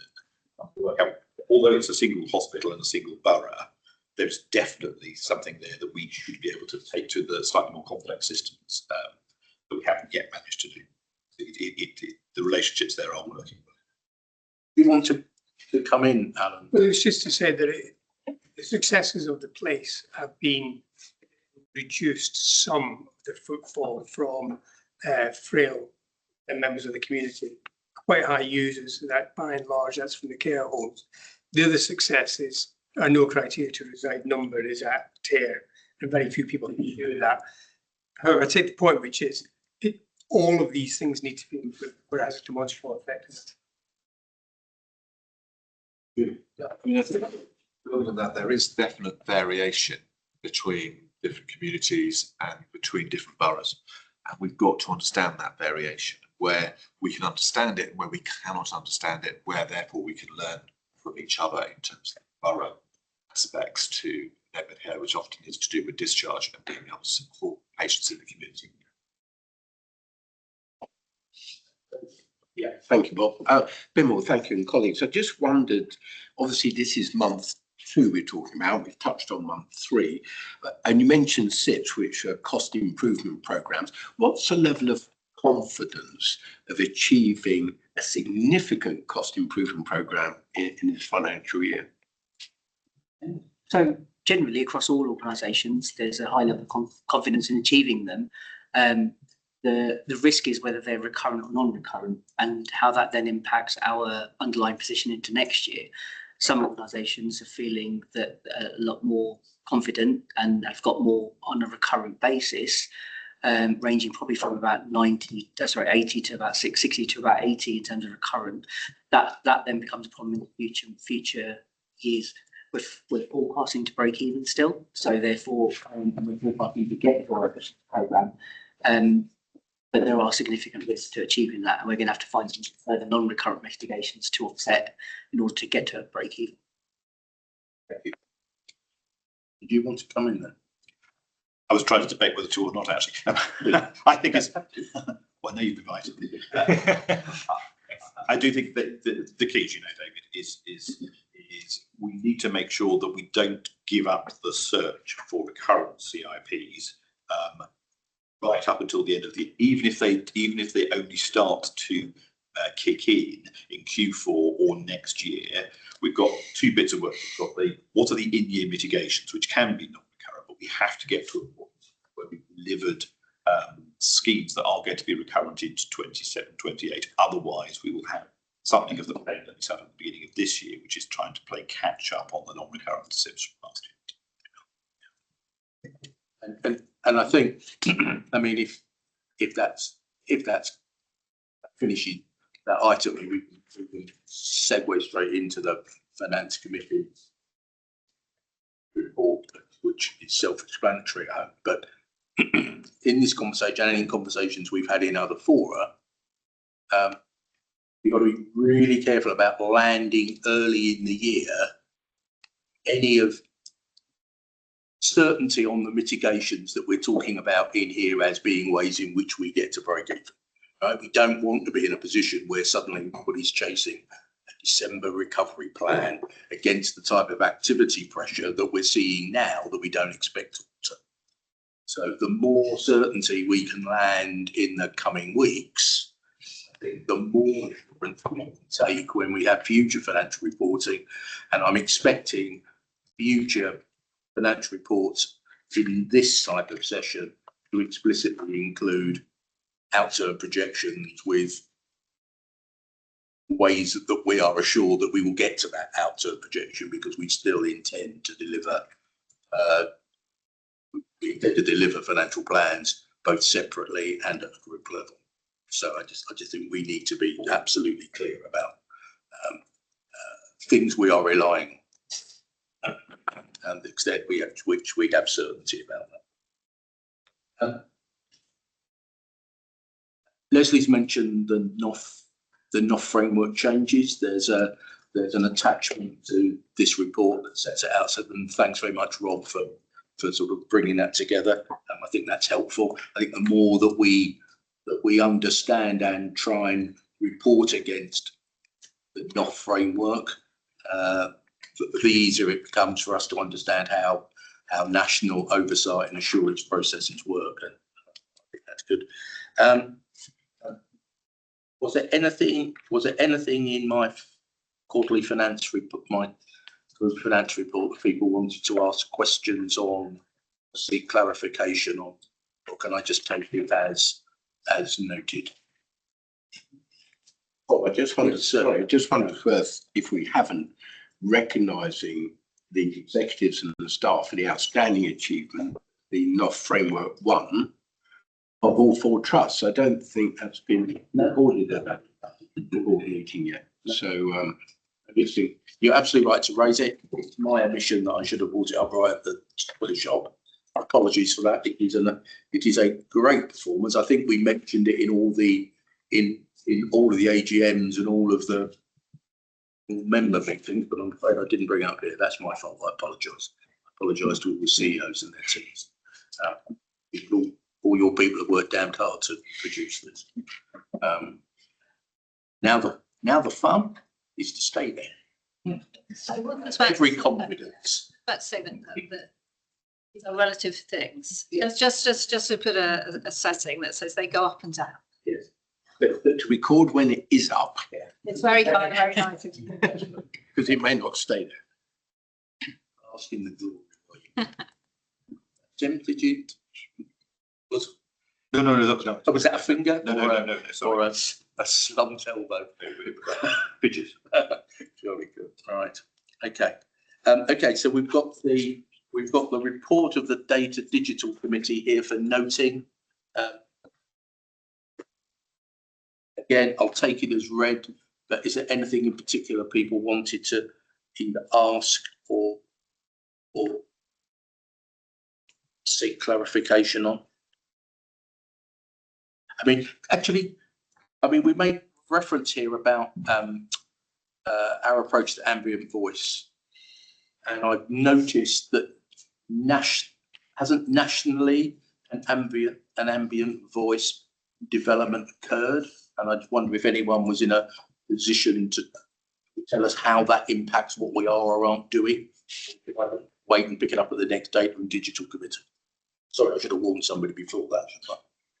I think the thing that I've noted, I mean, there is money for AVT. A regional. There's a regional thing. Oh, So the Midlands have gone out and procured for 15 trusts in the Midlands. It shouldn't have any specific impact on our AVT procurement. Okay. Yeah, my mistake. Good. And then Mike. There's a section in the reports of the federated data. Just given how much controversy is swirling in the press, is that something that you take up in your meetings? Yes. Yes, but I'll come to Leslie and ask her to give us a sense on that. Yeah, so I guess the context for us, and I saw in the actually in the question from member of the public, I think it's Jen, was this thing that says we don't tend to mention the provider, so the Palantir, and we don't. So the issue for us is, do we have a tool, a federated data platform, that can bring together different sources of data and information and make it easier for us then to make decisions about patients in theatre, patients in outpatients, actually the flow of patients through our hospital and see that cited in real time. And that's been our approach. That's been our approach to what we've done, and that has supported our staff to be able to make those decisions more quickly and to flow patients through our hospital. There is no doubt that there is some noise about the provider. The funding for that provision has always come from NHS England because it has been a test bed. We have tested. By the way, we test between us all many tools. And our job is to test those tools and say what is useful and what is not useful and what can we use, and if there is a useful tool, to embed that tool into the organisation and make it consistently used, because that's how you make a tool productive. That has been our approach, and the discussion around in this case Palantir, but there are discussions about just about every big company and big set of things that we do. That is something we have tried very hard here to stay away from, because once we've used it, and we have been using it consistently, there is then a decision that says, if you take that tool away, what impact will that have on our ability to do the things that we need to do? And actually, what will be the cost of that? What has already been the cost, and what will be the cost of replacing it? Those are real life discussions, I'm pretty sure, with NHS England. But in the meantime, our approach has been, these are the tools, this is one of the key. These are the tools that we use, and we're continuing to use it for the benefit of the people that we serve. And Leslie, I'm not asking so much about Palantir and what people think of it outside the context of the NHS tool that it's provided, but there's even controversy about how effective the tool is. And of course, quite a lot of the reported benefit comes from Chelsea and Westminster. I just want to make sure that we're actively considering. Yes, and we do, So there are quoted numbers, which there is a commentary around. Those are not numbers that we would necessarily recognise internally. Universally within the organisation, would people say the use of that tool has supported them to do their jobs? Yes, they would. It's good to hear. Yeah, I mean, a couple of other things. I think so. Some of these modules have been rolled out across the group and are highly effective. Optica around discharge, incredibly effective. I can't remember what they call it. The theatres module. it is highly effective. I mean, I think the two things that we are trying to do as a group is firstly to make sure that we end up where we're basically platform agnostic. So if there is a change in the contract with time drive, which I think is a sensible thing.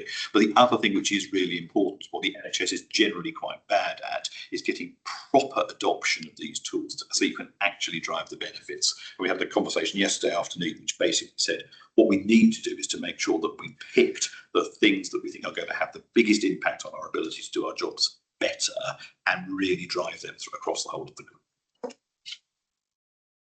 Mike.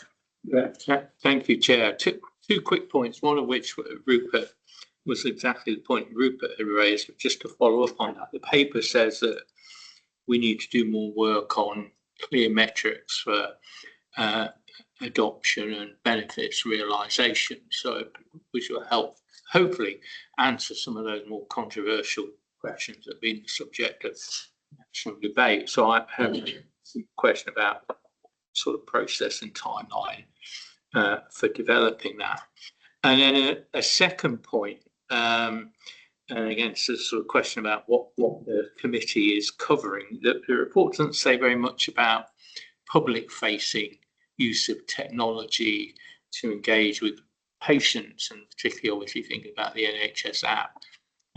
And if this is still relevant, the 10-year plan talk about that as being the core of patient engagement on technology and sort of digital by default. So question is, does that fall within the scope of the committee, or does it plan to have any further discussions on that? Okay.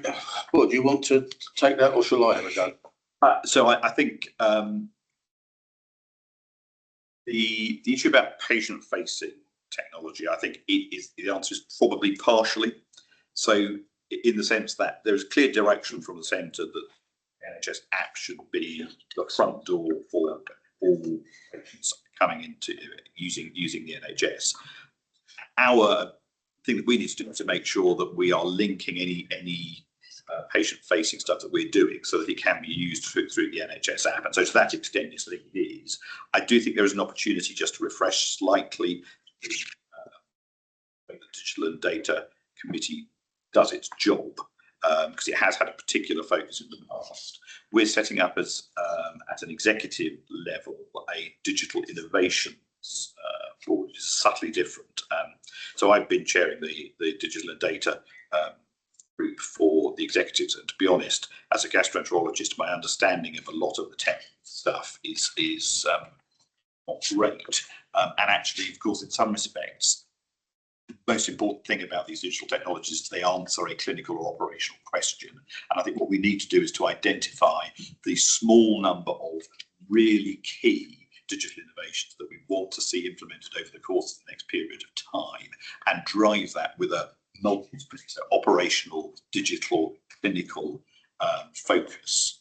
And I think what we're doing is to try and drive that up into the digital and data. One of those things will undoubtedly be the key modules from the FTP, and we'll get together a timeline for how we think we can roll that out and what the metrics are we're expecting to. And vaguely sort of that out.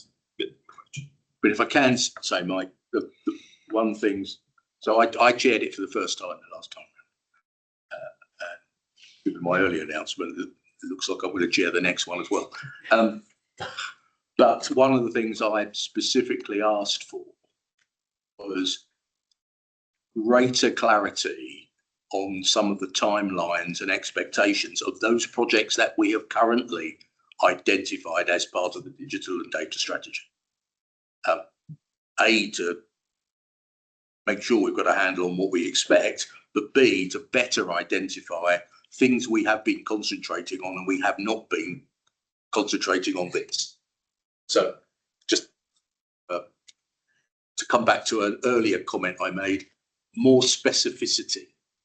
And I think if there's one thing that a committee could benefit from is a bit more now specificity notwithstanding that there will be things it needs to do going forward, in some ways, I think I almost consider that as part of the governance review we spoke about before, because I think there may be some subtle changes to how we deal with that type of committee in the future.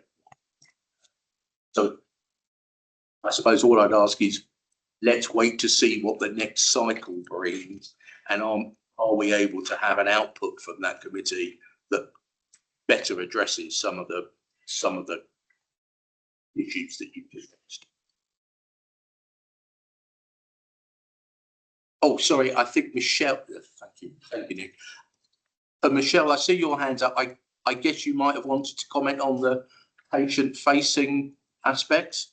Yeah, just quickly, Bob, just to say, so one of the group objectives for this year is to look at that patient information communications through the lens of patients, really, and to do end-to-end. So, you know, all the text messaging, the appointment letters, and then what goes through the app, what's in Patient Knows Best. I mean, that is obviously a huge piece of work which will dock in to the digital teams, but just to give some reassurance, we're looking at it sort of from a first principle lens as well, to make sure we do that. And actually there's, you know, hopefully there's some quality stuff in there, but some real efficiencies in terms of what we send out, and just to reflect that, you know, we're starting to kind of see different segments, and, you know, there's a huge number of people that want to do it all digitally, but there were also some people that will always struggle, that we're also looking at how we can use some of the efficiencies we gain from that to support them. So just to say, there is a piece of work looking at it through that lens that docks in with digital. Thank you very much indeed. There are no other comments or points, then Caroline, can I come to you for your report for the Estates and Infrastructure and Sustainability Committee? Well, there's absolutely nothing to escalate, as it says in the report, so I will take it as read. The one thing it does, chairing this committee makes me think about a bit more is the whole issue of our role as a £4 billion anchor institution in London, in northwest London. And I think it would be really good if we had a look at that as individual trust and collectively as a group as well going forward. Could you just sort of be a bit clearer as to why? Is there a particular aspect of anchor that's got you? No, it's just made me think more broadly, actually, and strategically. So what raised my thoughts about it was governance. And then the redevelopment of Hillingdon, that's £1 billion. How are we going to work with local colleges, apprenticeships, etc.? So all of those things have made me think more and more. And then there's the whole issue of, you know, the many thousands of people that we employ. So I just thought strategically it's something that we really need to get into. That's all. No, thank you. Okay, Bob's dead keen now. Got him joining. Right. I'll just coming on the PS back. 30 seconds on that. Caroline, thanks very much. And I think there's some very good components of that work already underway. So, for example, on employment, all 4 trusts are doing quite a lot of work. We've got a workshop in September for the first time to look at that in the round and thinking about how that works again with voluntary sector, with other schools. On procurement, there's some specific work looking at both social value and also through the lens of carbon around sustainability. There's definitely a piece about how we utilise our buildings as part of that. I think Tim's plans around thinking about strategic partnerships, to me, a 4th dimension of anchors is really thinking about some of the partnership bits. So certainly we've got some experience about leveraging some of our commercial partnerships through the lens of Paddington Life Sciences would be a personal example I've been very involved with, to think about wider social benefit, local economic growth. So there's definitely something we could do in the months ahead. It might be the sort of thing to put on the list for a board development session. But I think there are some big chunks of work going on already. I agree with you. We've not, as a board, looked at it completely in the round. I think that's it. When Helen sort of covered your point, I suppose we need to, as a board, have at least visibility of that quantum of work. Even if we know, God, we have to come back to it again, or we have to break it up because it's big.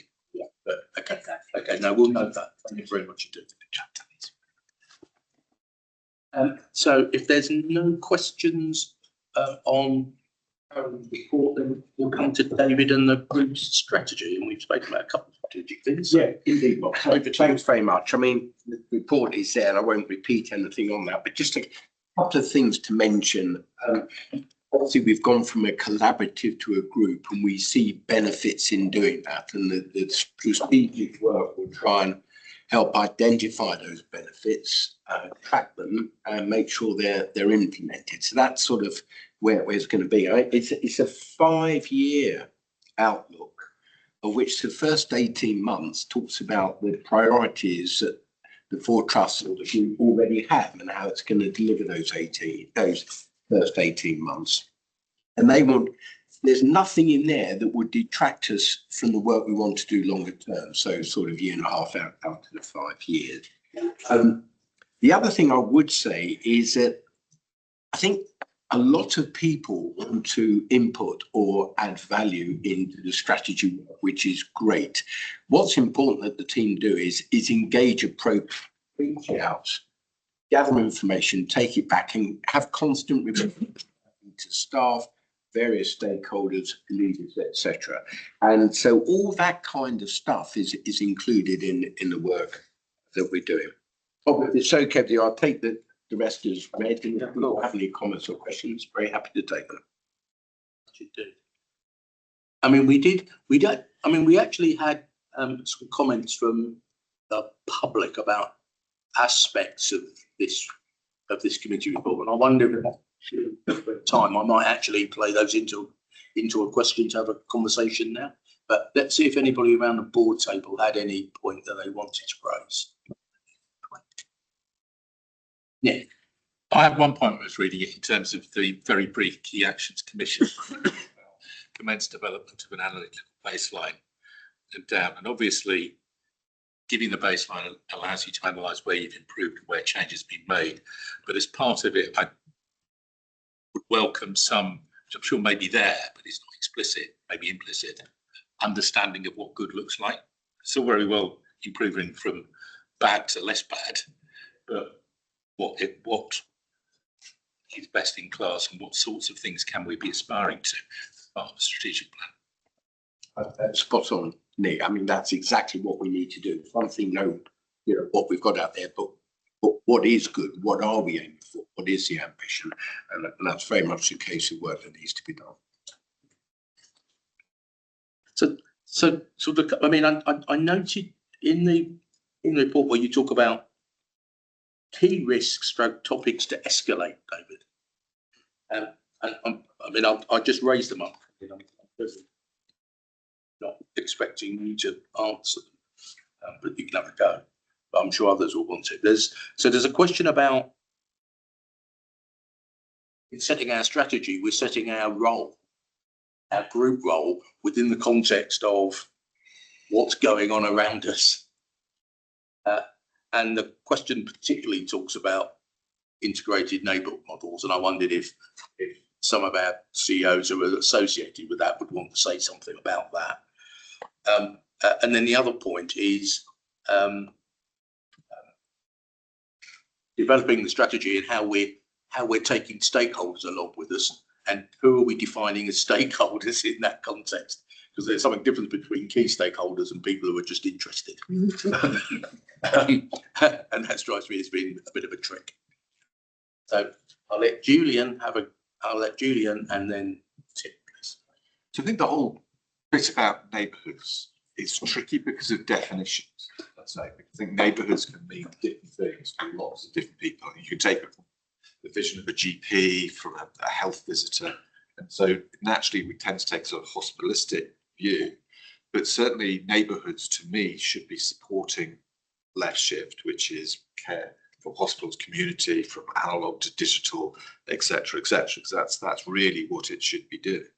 And then it's a question of, well, what are we already doing in this space? And if I look around our hospitals, there is a lot that we're actually doing, which I would classify as being part of neighbourhood health.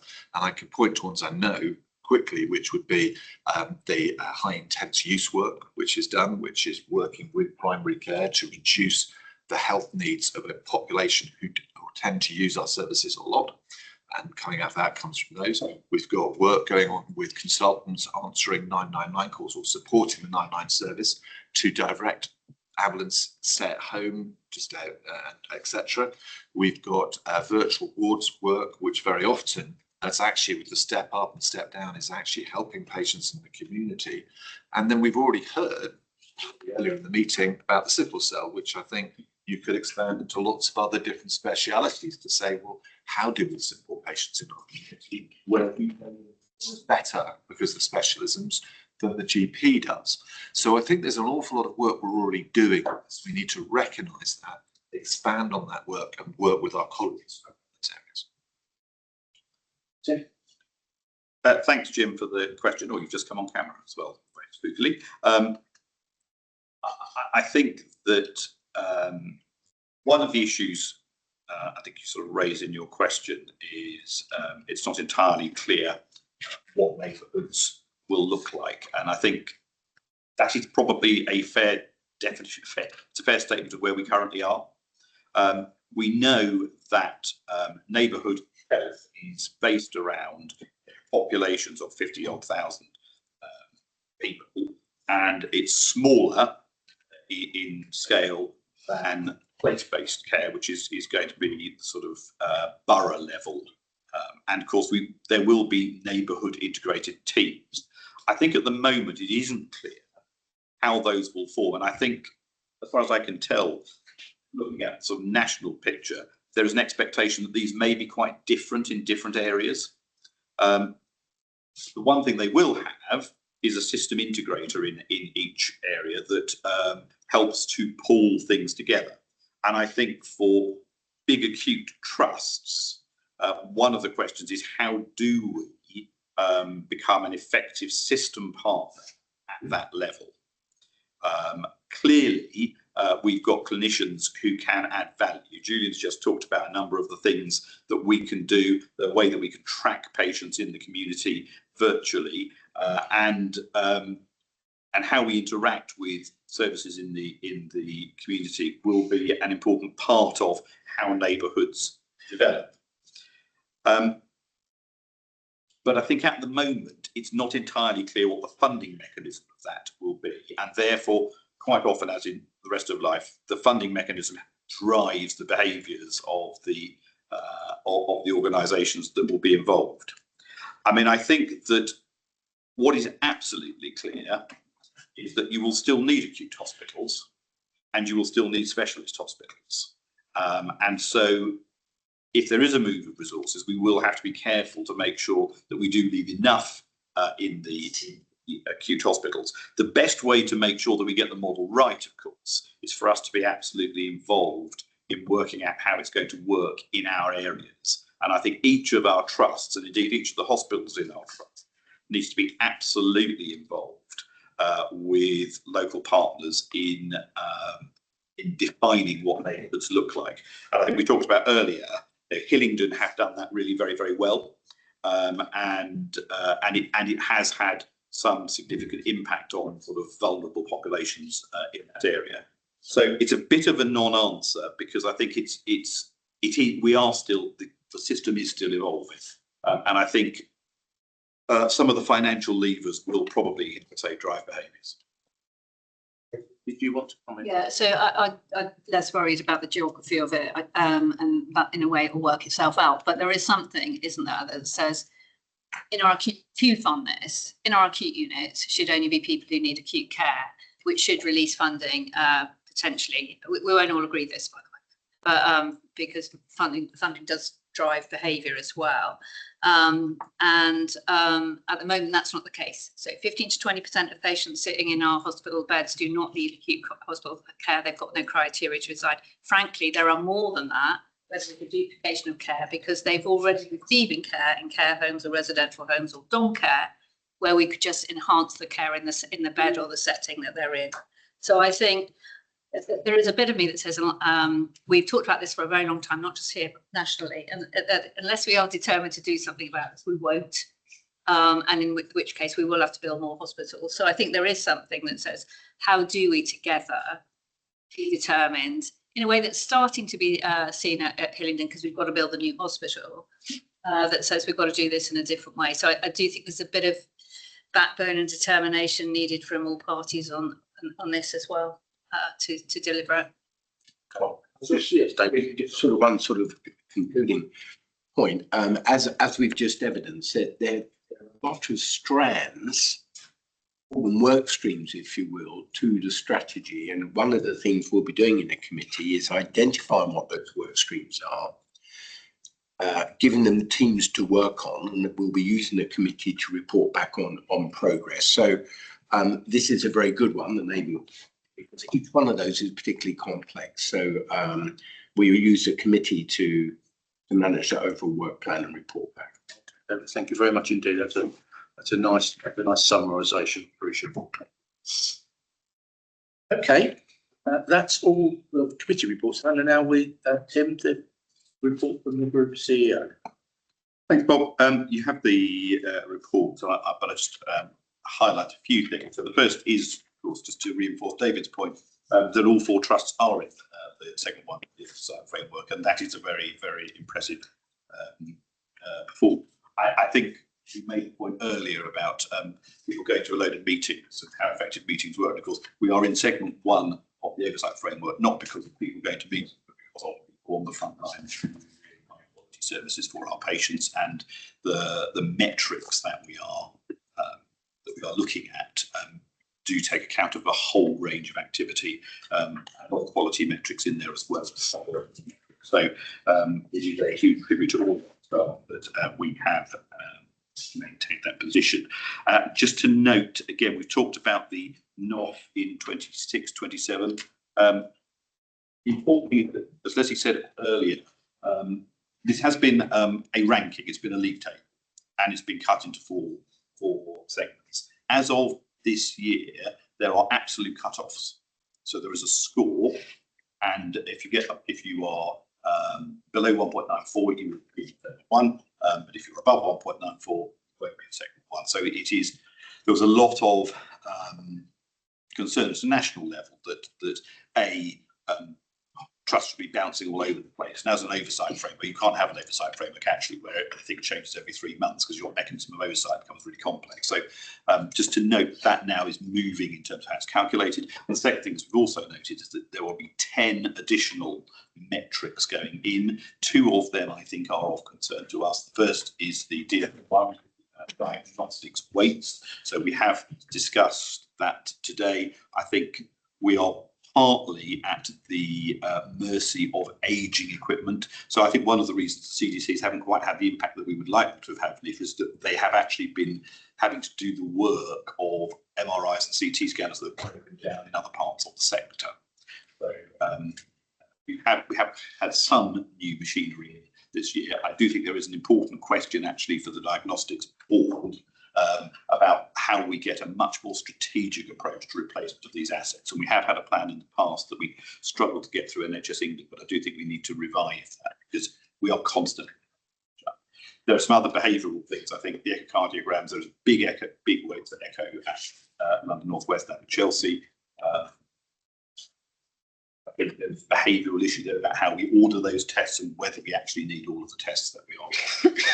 Important piece of work to do around that, but that's one big issue. The other is corridor care, of course, which there will be measures of in the NOF this year. So I think we just have to be alert to that and focus our attention to make sure we do everything we can. But as Leslie said earlier, I do think it is likely the trust will bobble in and out of different segments. So I don't think we should get too distressed if we see a trust dipping down. And if we see it dip down once, then it dips down again, and then dips down again, then we've got a big problem, clearly. But if we're bobbling around, I think that's just partly to be expected.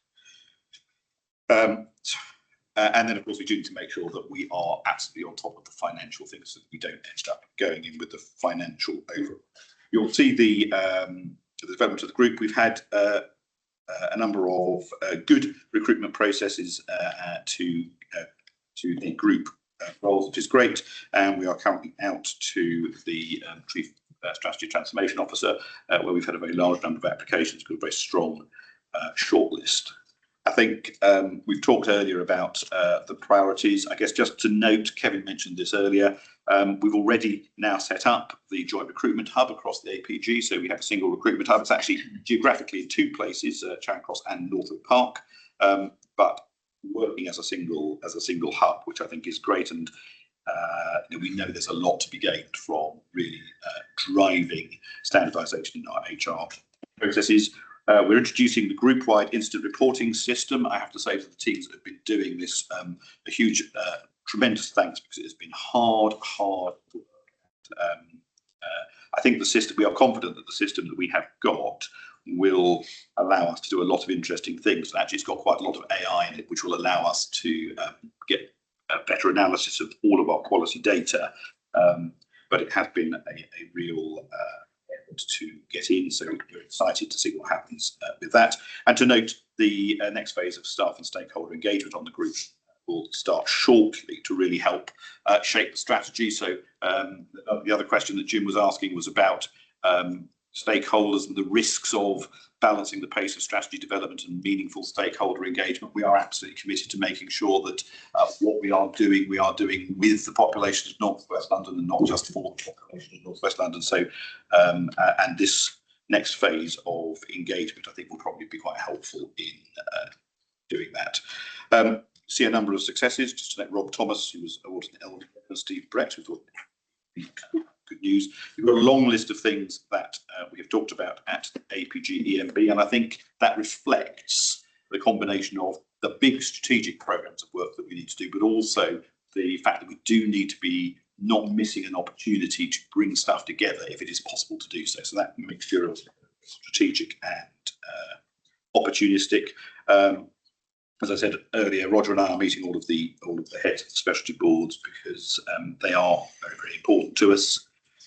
I guess just to note, the Elective Orthopaedic Centre doing really good work. We are getting there, but I am determined that we will get that unit flying, because if we want to drive effective consolidation of services in the sector, we need to make sure that our sort of first project is really delivering for us. I don't think we've quite mastered, Mark may disagree, but I don't think we've quite mastered our preoperative assessment. We are getting better at it, and when I went round, there were a lot of people working very hard, but I think there was still a lot of work to do. The only thing I just wanted to do was to hand over to the three chief executives to see if there were anything that they wanted to highlight from the individual trusts.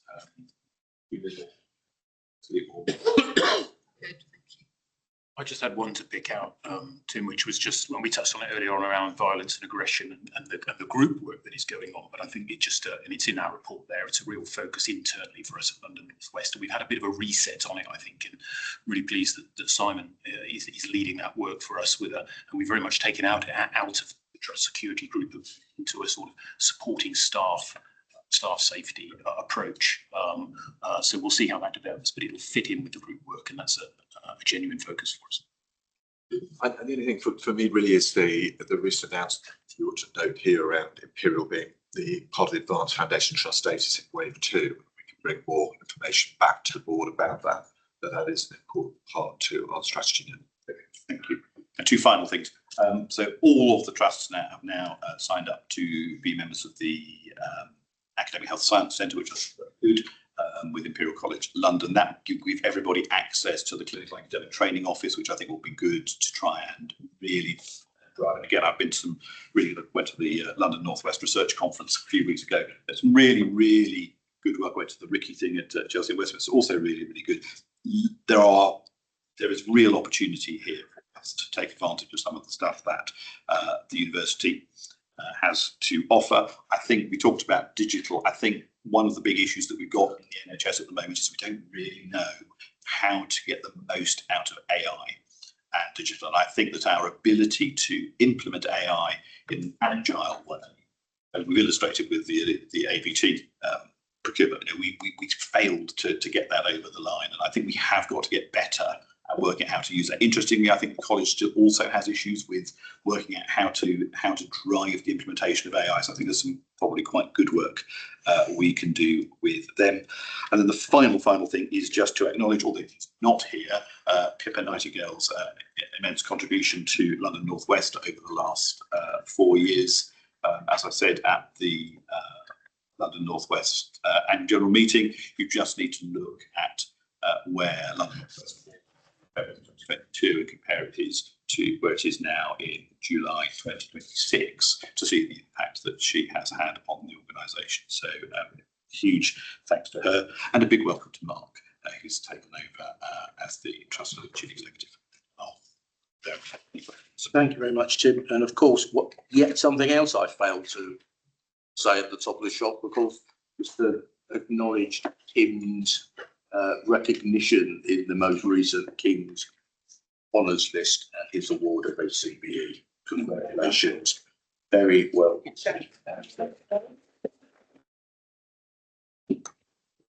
Echo his comments about Pippa, which I did mention at the start. Any points to pick up from Tim's? Could I ask a question? So it's a question that I was kind of thinking about earlier, which is when we were listing on sickle cell. And if you think about the population health issues that are very specific to London North West, of which sickle cell and diabetes would be another, how do we feed that into the academic research that is done through the universities?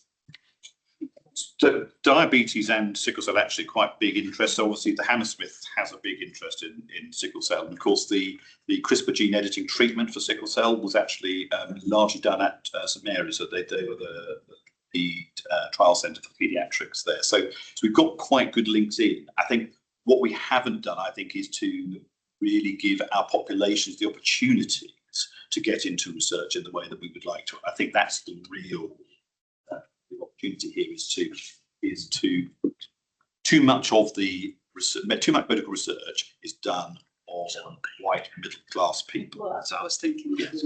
And what we need to be doing, we've got the opportunity. We've got a world class research university. It's fantastic. Also that Brunel is coming into the academic health science centre. I think our job is to really try and create real world evidence that applies to the populations that we serve, and I think there's a real opportunity. Yes, please. So absolutely, the Academic Health Science Centre is the means by which we'll be able to get that out across our hospital population. We've started doing that. Chelsea and Westminster joined latterly in the HSC, and the other trusts coming in, London North West and Hillingdon, will be able to build on. So we've started to bring some research right out to our patient populations in Middlesex, doing some work in partnership with primary care in a clinical research centre based in these sorts of things become really powerful mechanisms to amplify that research out to our own patient populations. Setting up of the specialty board, we talked about quite a lot, that they will be a really useful front door for any research concept to go straight into not just one of our specialists in one of our trusts, but to all four straight away. So I should see that once they're established as a really effective way of taking research out to our population more effectively. So would those boards, would those boards actually have a research academic specialist on the boards as well? That would be my expectation in due course. Okay. Oh, did you want to? Yes, yeah. I mean, I think we're expecting the boards to take a proper overview of what their specialties can deliver, and of course, I'm expecting them to feed into the Research and Education Board, which I'm going to chair. Sorry, Simon. Thank you. Just I'm thinking what Carolyn talked about in the health inequalities space, and of course, health inequalities and anti-discrimination in our own organisations are linked. You know, you can't produce one without the other. So a challenge back to us is we need to. It's great having an EDI dashboard and an action list, but I think what we're looking for, isn't it? We've discussed this, is impact, more impact, so that we can prove we can deliver health inequality activity that we need to deliver for our patients. We need to be able to do that internally as well. So there's still work to be done, and we need to keep it on the agenda so that we are uppermost on it. Impact. You know, one of the things that I'm discussing with Kevin and Tracy actually is I do think what we don't have at the moment is a good enough pipeline. And what I want to do is to, excuse the expression, adopt a more sheep-dip approach. I want to make sure that every single person in the trust who gets to a certain level has an opportunity to get leadership development. And identifying the people that we think can go all the way and then supporting them. It's like the BRC. I think we've got to do that with the BRC, and that's a theme of how the BRC is moving towards towards local care. So I think that's something we'll feed into there as well.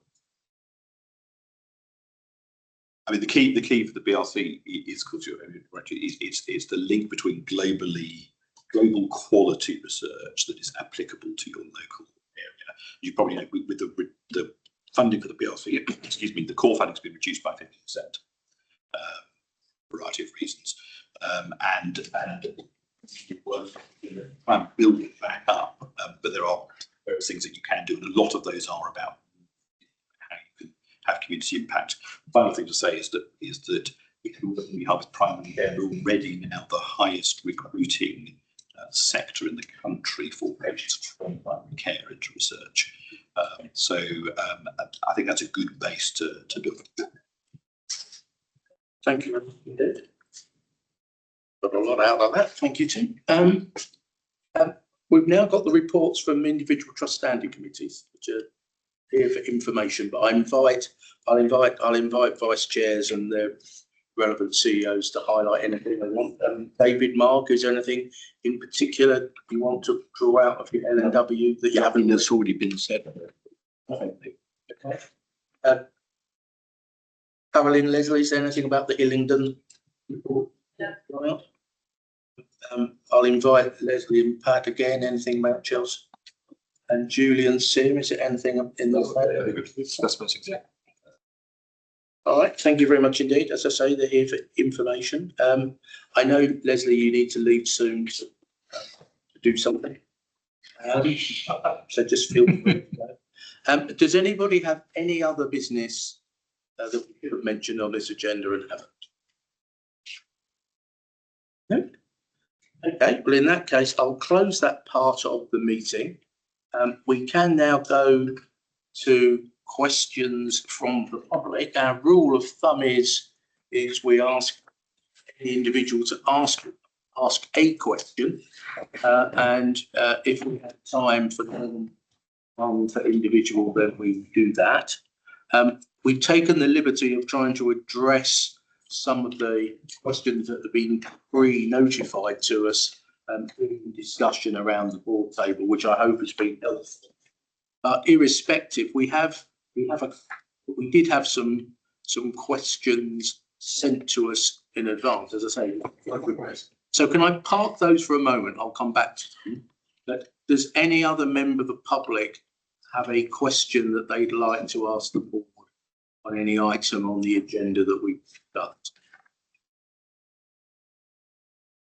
Can't see any hands up, so thank you. So I will come to Meryl though, because you did send a couple of questions in.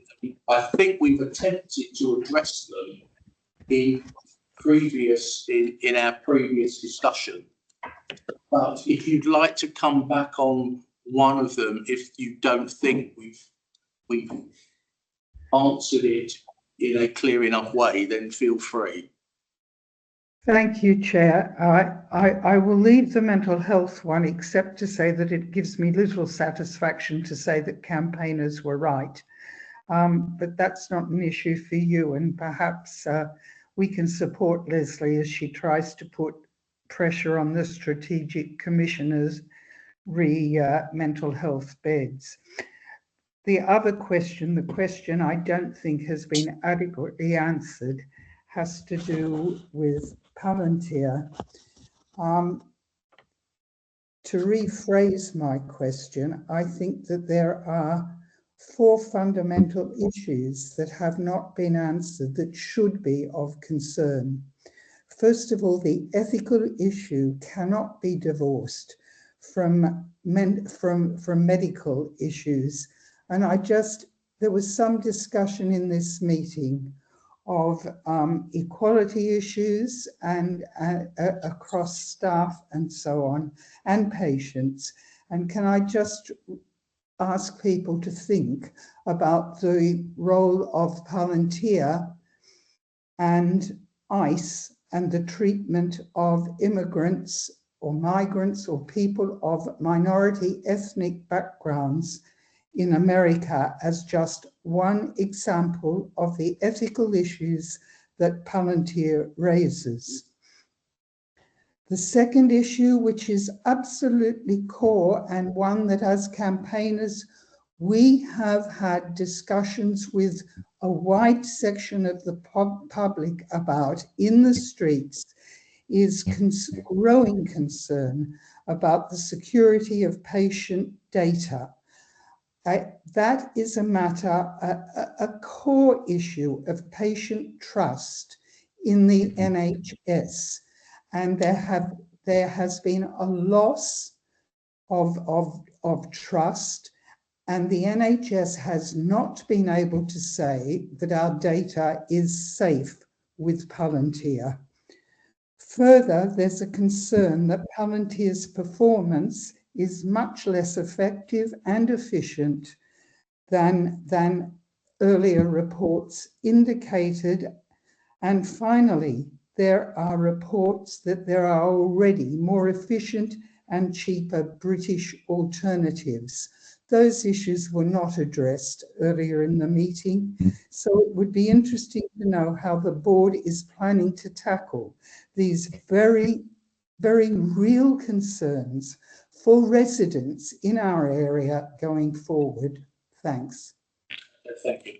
So I will ask Leslie to come back in a minute. I do think we recognise that our view of the efficiency and effectiveness of the FDP was our view of it based on how we're using it and the benefits that we're getting. And I think I'm right, Leslie, we disassociated ourselves from other statistics being quoted by other sources. And one of the things you actually spoke about was bringing back greater clarity for us about where those improvements and benefits sit from the use of the FDP. So I think that bit we recognise, and we will wish to see evidenced the assurance that Leslie gave us in her earlier comments. But Leslie, can I ask you to comment on the other matters? Thank you. So thank you. Look, there are various opinions about many companies actually, and their affiliations with either countries or with the politics of different groups. I think where we have tried to stay has been, we have a tool, and actually we were asked to test that tool, and some of the statistics came out, some very small testing originally, and some expansion of that. Where we are in terms of a group is that we have a tool that brings together information that makes it easier for us to allocate patients into either theatre or outpatients or flow through or hospital, all of those things. And does it support our staff to do that? Yes. Is there always a question about security of data within the NHS? Because we use many tools, there is always a question about that. We do our very best to keep data and information and patient level information secure. We absolutely do. And I can't tell if Robbie's on here actually, but we could probably do something a little bit more detailed about how we do that. So are we aware that there are different views about different companies? Yes. We would have to, but we were just to start not using that tool now. Our ability to ensure patients were in the right place, ensure patients were treated in a timely way, we would be really, well, I would say we'd be unable to do that. We would have to find a way of putting something else in place that brought that information together to ensure that we continue to treat patients at the level that we treat them now, because although we have a lot more to do here, our sector is one of the best performing sectors in the country. Yes. And in part, that is to do with some of the tools we use. In the main, it's to do with the staff. But actually, there is no doubt that we would have to think very seriously, and that would be a conversation with the national leads that says, if not this tool, what tool would allow us to do what we're doing now? That's the sort of position that we're in, uncomfortable as that might be. I do think I'd quite like to take you up on your suggestion that we try and articulate an answer around patient data. Yes. And what we're doing to assure ourselves around that. I'll take that away and read last one. We can answer that and put it up onto the website. Yeah, thanks. Thanks for the questions, Meryl. I guess just to follow on from Leslie, I think we have been seeking assurance from our digital colleagues about the issue around patients' data and how safe it is, because that is, of all of the issues that you flagged, that is a very real one for individuals. And I completely take your point about trust, because obviously if that is eroded, then there is a significant issue. So I think we will definitely go and see if we can give some level of assurance about what we've done. The other issue, of course, is that the idea of the FDP in itself is actually a good one, as Leslie said, to bring multiple sources of data to one place and to use it is undoubtedly a good thing. As you know, and we've talked about before, the original procurement here was a national procurement by NHS England, and as you, I'm sure, also know, there is a potential break point in that contract. And I think one of the things that we are absolutely doing is to make sure that patients in North West London won't suffer if that contract is ended, and that we are ready to use other platforms. So we're trying to make the work as platform agnostic as it possibly can be. The issue about whether there are other platforms that are better, I think, is a difficult one, isn't it? Because in some respects, other providers would say that, wouldn't they? And I think, but it may be, of course, somebody will have to divine a way forward if there is an end brought to this contract to say, what is it that we want to use? Who do we want to go with? And how can we demonstrate what the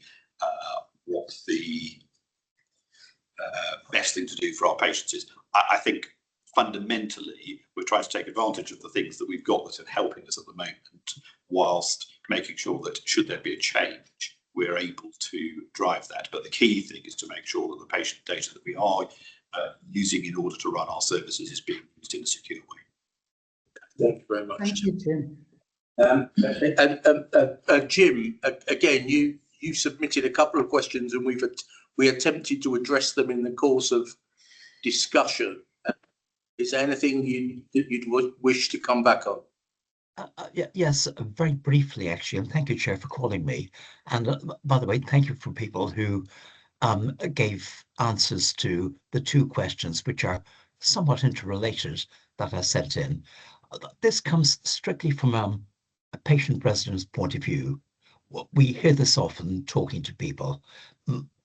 The general population that we come across much admire the NHS, what the trusts are doing, and what GPs and primary care are doing. But what we hear is that much of the change is now so opaque that people don't really know what's going to happen. And there's a strong anxiety that relationships of trust which have been built up, both the primary and secondary care, may well become so opaque that changes may happen, one would be told afterwards, rather than being engaged in building something which is good for everybody. Now, there actually is much engagement which is good from the board. I commend Imperial, for example, about St. Mary's. The ERC was an ideal way of talking to the public. But all the papers from the ICB treat neighbourhoods as something novel, as an innovation, as a major change. But some of the answers seem to be that it's what we already do, but you can't really have both. So as we move towards neighbourhoods, I would welcome far more explicit engagement with populations which can be taken along with change, which most of the time, perhaps all the time, will actually help improve patients' health. And I'm thinking in terms, in particular, of prevention. Prevention depends on people feeling that their views have been listened to, so they don't have to go to hospital or other such settings. So looking at engagements and explanations as to how changes happens, I think is something which we need to do a lot of thinking about.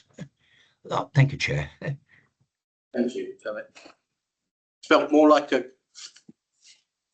view and a comment than a question, but I'll ask Tim to respond to it. But thank you very much. Thank you, Jim. Yeah, I guess two things. So I think I can give you a pretty absolute assurance that we will continue, as I hope you think we have in the past, to make sure that we engage with patients and the public as we work through what we think the future looks like. I think, to your point, of course, is that we come from a particular perspective here, don't we? We run the acute hospitals in northwest London, and so obviously our view is about how can we make sure that our hospitals are doing what they need to for the population of northwest London. I think some of the issues that you flag, I think absolutely need to be addressed by the ICB, because fundamentally they are responsible for the strategic commissioning of services across the patch, and so they should have a view of what they think the model should be. And I think we will continue to encourage them to engage with the public in a constructive manner as we work this through. I think, as is often the case in the NHS, there's a tendency to think when people haven't been told something, it's conspiracy. Generally speaking, it's fog. You don't know. And I think at the moment, the honest answer is that I don't think it is clear, and that's not a failing of the ICB locally necessarily. It's just that national policy is not clear enough to be able to really understand how the commissioning of these new type of services will work. But I think we will absolutely commit to keep in touch. And I would hope that if you attended the ICB public board meeting and raised a similar question, you would get as clear, transparent, and honest responses from them as I hope you get from officers around this table, Jim. Thank you, Tim, for answering, and I shan't take up the chair's comment on the answers we get or do not get, but thank you for answering the question. I can't see any other hands. There are no hands up in the room from any members of the public. So thank you all very, very much indeed for attending. And I hope you all have a good rest of today. Thank you very much indeed. Thank you.